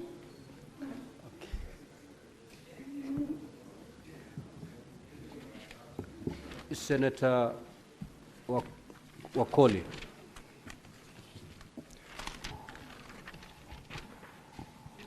My first question, my friend, honorable member. Are these phones that messages were sent to you, are they county assembly phones or personal phones? Number two, did you receive any SMS to your phone to remind you that you are supposed to connect with the system to vote? I'm talking about that day. And number three, when you are getting into the house, like we have our honorable sergeants at times, they always check these systems to see if signals are working. Did your sergeant at times come across to confirm if there are Wi-Fi, data, so that when they call to vote, you are actually updated? Honorable Speaker, let me request that you allow me to respond maybe from what Mheshimiwa Senator has just asked about my phone. Is it personal or it's an assembly phone? Then I'll go back to the rest of the questions from the honorable senators. My phone is my personal phone. It is not a county assembly phone, so it's my personal phone. And also, you've asked if I received the message to my phone. I've said at that particular time of voting, my phone was, I left my phone in the car. And since I didn't vote, later when I got my phone, the message was there. The message, the link, the SMS had been sent to my phone. And since I didn't have my phone at that time, I didn't open the message. So even up to now, up to date, up to today, as we are talking, the message is there. I have not opened. All of us, honorable senators, you know when a message comes to your phone, there is when you click to open, it shows that you've opened the message. So because of my fear, myself, of manipulation of the votes, I feared really getting into the link. Thank you, Honorable Speaker. Senator Hazana.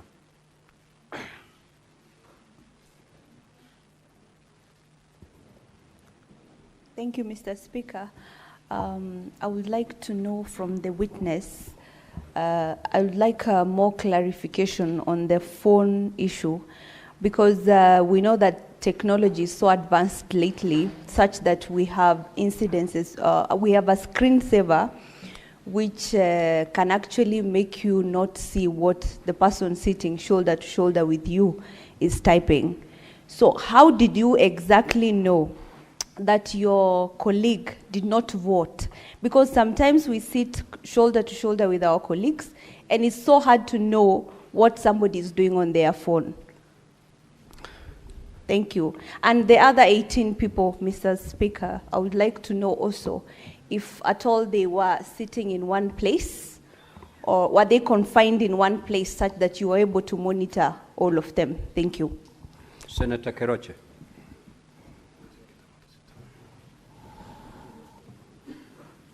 Thank you, Mr. Speaker, sir. And I also want to talk to ask one or two questions to Mr. Witness. I think when you talk of the electronics, the electronics or the systems. And the first question you asked, your level of education, this is a diploma. And I look at you, you're not at 40. If Senator Kericho said about the technology is an analog, everybody will believe. But you now, it's very hard for people to believe that you ran away because of the system. And then, the other question, it's better you'd have even used, if I was your lawyer, I would have used and said, I didn't want to impeach the governor, but not about the system. The other, do you have your phone today? Yes, Honorable Senator, I have. How many times do you forget your phone? Because I know the young people, they don't forget. There is one thing they don't forget, their phones. Thank you. You are talking to your mother. That's why I know everything. Thank you. So, Honorable Member, you may now proceed to respond to the queries. Thank you, Honorable Speaker.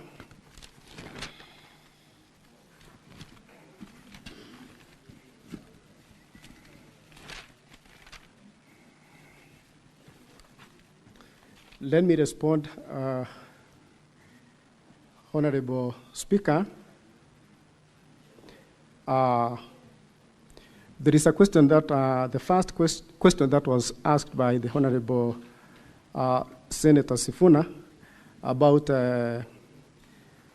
abstaining or did not vote. I deliberately did not vote because, as I've said, I feared manipulation in this. And before, the Honorable Speaker, when the debate was going on, it emerged even before that some members, I included, 4 members, were emerged that they already have been voted for. So the reason why really I didn't vote is because I feared manipulation.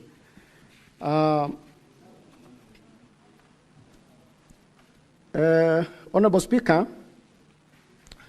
there is a question also that was posed about making our request known that we needed otherwise voting apart from the electronic one. Honorable Paul B. requested the Speaker to allow us for the roll call, and when he stood, he was actually denied, but all of us stood on a division, the 18 members, and the Speaker directed that the electronic system be used. There is a question also, Honorable Speaker, about the affidavit of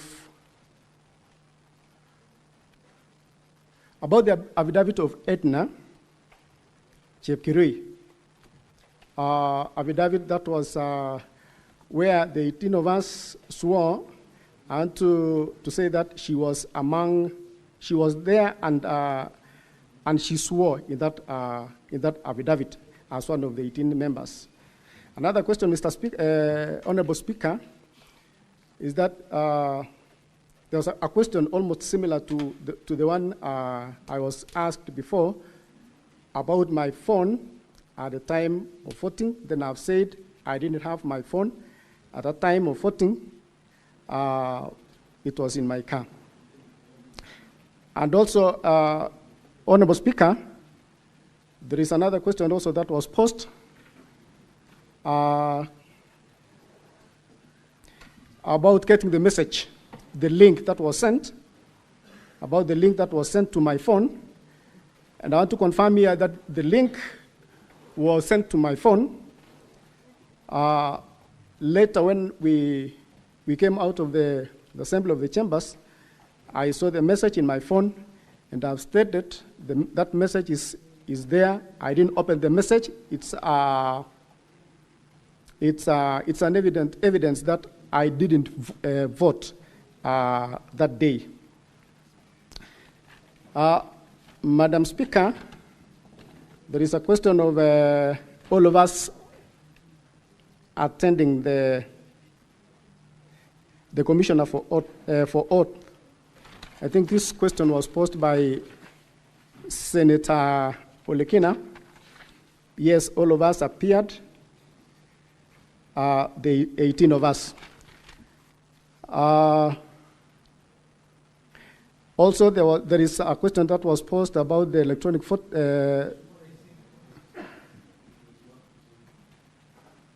Pardon, Honorable Speaker. Senator. Proceed on and Okay. answer the questions. Thank you.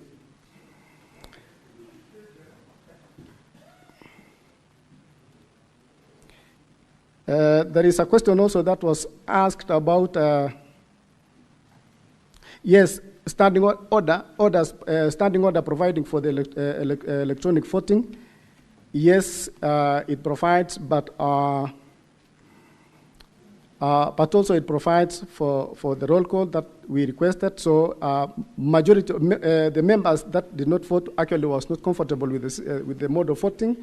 So that is why I myself did not vote.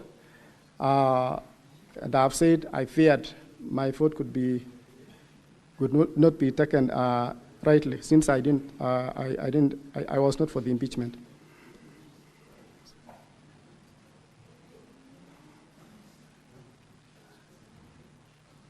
There is also a question of if from Honorable Senator about I having an official role in knowing where a member keeps a phone. This day we were seated almost next to each other, and actually she told me that she also didn't have a phone. So I don't know. I don't know exactly why also she didn't have that phone, but I can say by a word of mouth, she didn't have a phone. And also there is a question of, do I need to be reminded to carry my phone? No, I do not need to be reminded, because I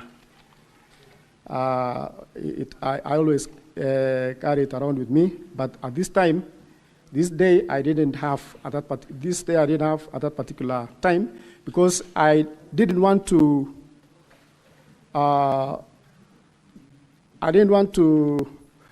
There were many calls actually coming from my people on the ground, so this was a weighty matter that actually needed a lot of attention. So I didn't want a lot of interference, maybe from the callers. So I kept it in my car. There was a question also that Honorable Senator said that asked if I've come to make fools out of the senators. No, kindly, I've come to give my evidence, and this is a house of honor, a house of we regard highly honorable senators. There was a question also.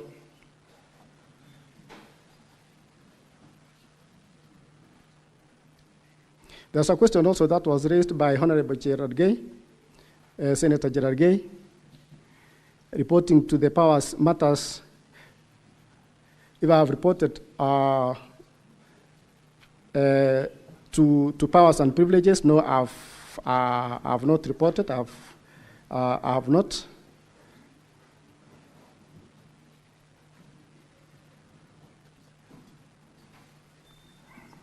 Yes. There is also another question of actually referring back to Mheshimiwa Honorable Etna about the phone that was asked by. It's actually similar. It's a similar question also that was asked by an Honorable Senator about planning for Etna to leave our phone, or whether we planned to leave our phones outside or elsewhere, away from the chambers. We didn't. Each member had at an application is on our own or his own to do whatever with his or her phone. I think there is also, I've responded to what Honorable Senator Olekina said about going to sign the affidavit. And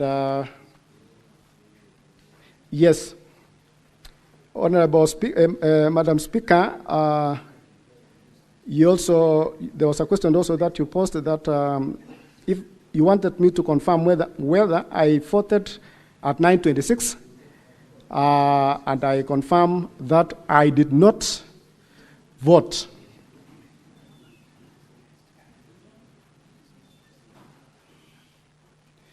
And Honorable Senator Eddie, there was a question also about the proceedings and proceedings of the House and reasons for not voting. Then this one I say myself, I did not vote because, as I've stated, I feared a lot of manipulation in this, and that is why I didn't vote. So, Honorable Speaker, that is my submission. Thank you.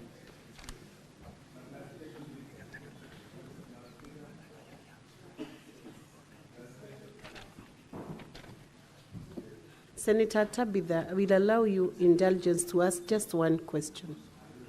Then the speaker, then the witness will respond to that. Thank you, thank you. My question is very simple, Mheshimiwa. Does your phone have a password? Yes or no? My phone, yes, it has a password. Thank you. Just Yes. leave it at that. So nobody could access the voting if your phone has a password. Leave it at that. Senator Kathy Muma. Thank you, Honorable Speaker. My question, I would want to understand what the Honorable Member was going through. So you went through this impeachment hearing. Yes. Were there issues, the issues that have been raised before us, did you find them weighty enough to impeach the governor, that your only problem was the method of voting? No, I didn't support the impeachment of the governor, and I myself wanted to vote no for the impeachment of the governor. But as I said, I feared manipulation of the votes. I didn't trust the electronic process. That's why we had requested for the roll call.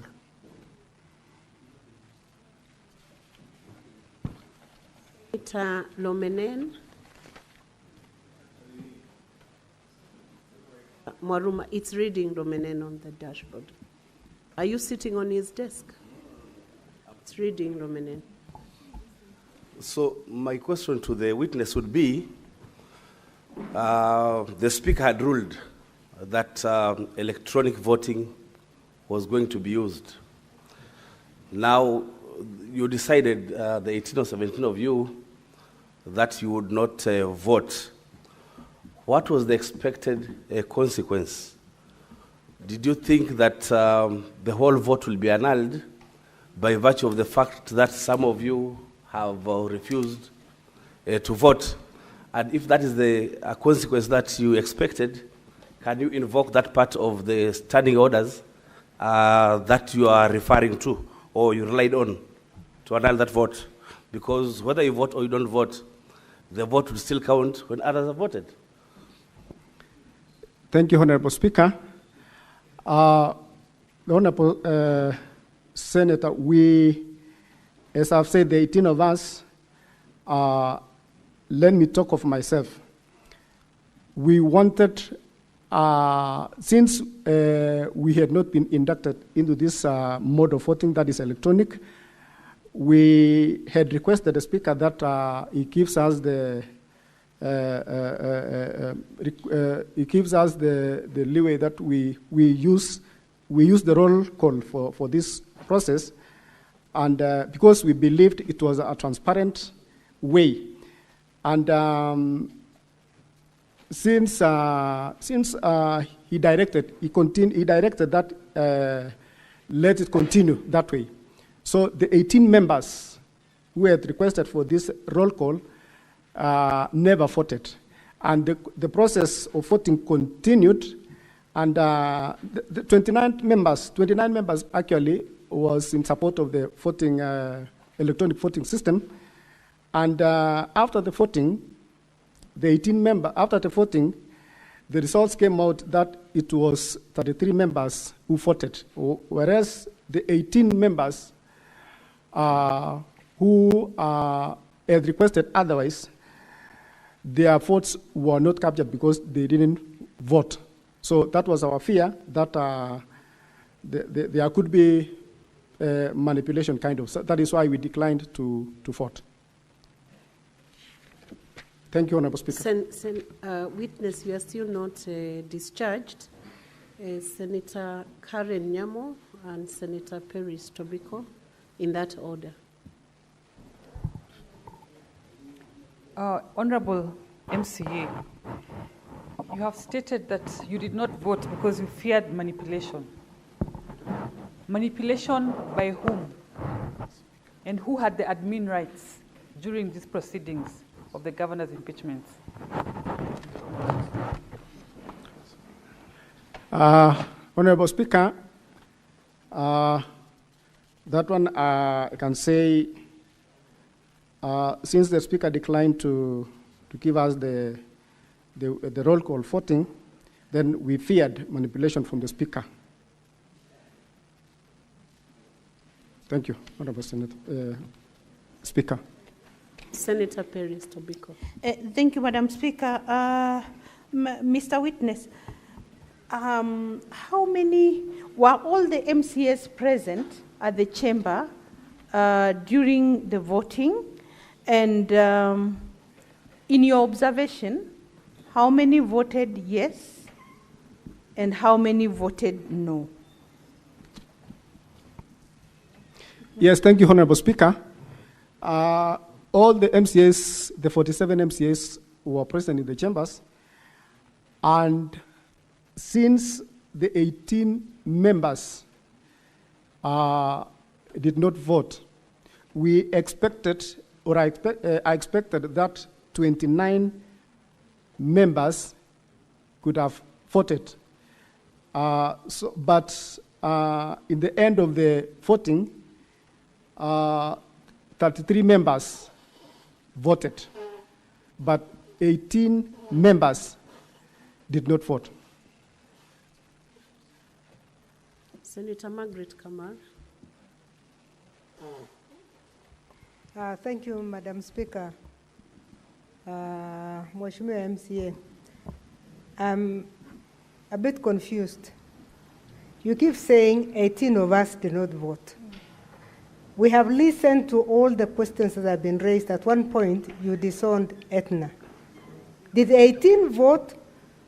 Are you still confirming that actually 18 did not vote? Number two, did you have a meeting of 18? Did you have a forum of 18 where you made up your minds that you are not going to vote, so that if Edna is denying that she didn't vote, then she betrayed the group? Yes, thank you, Honorable Speaker. Madam Speaker, let me confirm that we were 18 who voted, who didn't vote completely, because at that time, the 18 included Edna, Honorable Edna, who stood with us, with all the honorable members. So 18 members did not vote. Secondly, Senator Kamar, on the question of maybe the video of all of us, we have videos of the 18 members. We have video of 18 members who never voted. Senator Margaret Kamal, you know the right way to request for that.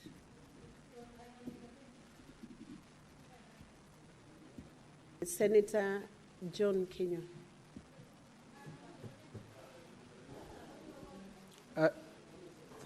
Thank you. What's your point of order, Senator Margaret? Resume your seat, Senator. I can't be Kenya. out of order. My feeling is Just that resume your seat. Yeah. It's a special proceeding. Sorry, Madam Speaker. I was trying to intervene because the Honorable MCA is not answering my question. He's insisting that the 18 voted. Edna is insisting she did not vote. So I'm asking him, are you going on record to tell us that Edna is lying, that she did not vote, that she voted and yet she did not vote? Honorable Speaker, sorry. Senator Margaret, when the witness gives their answer, whether good or bad, that answer will help the senators to determine how to vote. So he's entitled to the answer he wants to give. Madam Speaker, maybe let me request that you allow me to respond because... Yes. I've said the 18 did not vote. I didn't say they voted. The 18 members didn't vote. And why is because later, when the results were declared, members, the 18 members, because we had to register the complaint, all the 18 members went to the DCI headquarters here to report and investigate the process of voting. The 18 members, that is why I was saying there is a clip to that showing the 18 members didn't participate in the voting process. They did not vote. Senator John Kenya. Thank you, Madam Speaker. My question to the honourable member is, can the hazard of Kericho County Assembly vindicate you in terms of you protested the electronic voting? And if it's so, there is provision in your standing orders that, one, if you agreed with the impeachment of the governor, you were to vote yes. If you did not agree, you are to vote no. If you are confused of what to do, you abstain. What was it so hard for you, the 18 of you, because you are not agreeing, to vote no? Thank you, Madam Speaker. Thank you, Honorable Speaker. As I said, Honorable Senator, that I myself, I was to vote no, and I was to vote no, but since there is something that I've said, and I'll just repeat it again, that I really feared, because I didn't trust the electronic process, I feared manipulation in this, because my name had a might before that I was among those who had been voted for, even before the voting process began. So I chose not to vote completely. And also, even from the Hansard and also from the Hansard and from the clips in the assembly, it is very clear that the members, those who chose not to vote, stood, and they can be counted 1 to 18. It's very clear. Thank you, Honorable Speaker, Madam Speaker. The last question will come from Senator Seki Lenku. Then we'll close that, the evidence from that witness. Thank you, Honorable Speaker. To the witness, Honorable MCA, I want to believe that whatever that was talking here is the truth. Yes. And from what I've learned, you've really tried to balance yourself. And I want to agree that you know exactly what is all about the assembly. Does it mean that, Honorable Mheshimiwa, you've been forced by the executive to change your mind and say you've not voted while you voted? Because you see now, it seems like you voted. So can you tell this House that you've not voted, and that is all, rather than try to be just to double speak? Thank you, Madam Speaker. Thank you, Honorable Senator. Madam Speaker, if there was a way you could allow me, I don't know. I have my phone still right now, here with me right now. I didn't vote, and it was voluntary. Nobody compelled me to say not to vote or do otherwise. If I was to vote, I was to vote no for the impeachment of the governor. I was opposed to the impeachment of the governor. And everything that I did it willingly, even if given chance at this time, still even to vote. I will vote no to the impeachment of the governor. I did everything willingly. In fact, even immediately after the voting process, we proceeded willingly to the DCI to report the improper way of how it was voted, and everywhere else, even coming here to the Senate. It is not by I'm not forced. I volunteered, and I'm willing. And if given chance, I'll vote no even today for the impeachment. Thank you. Thank you. I want the clerk to confirm whether we now have the report from the ICT expert, the independent expert, so that we can proceed on to see whether we can take that. There was an earlier ruling from the chair that it should be produced today, and that evidence should be tendered today. So.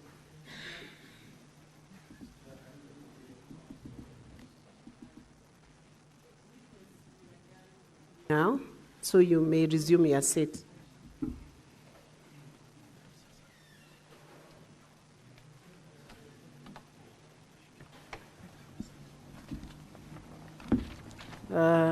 The report is not ready, so I wish to direct the clerk that that report be tabled tomorrow at 9 a.m. when Senate session resumes, so that then amounts to a variation of the earlier ruling by the Speaker.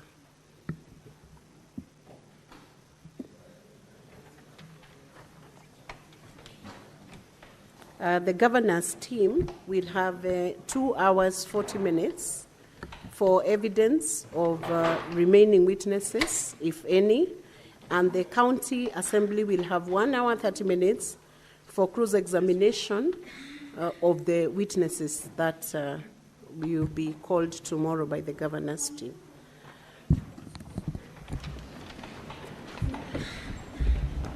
Honorable Senators, it is now 6:43 p.m., time to adjourn the Senate. The Senate therefore stands adjourned until tomorrow, Friday, 29th August 2025 at 9 a.m.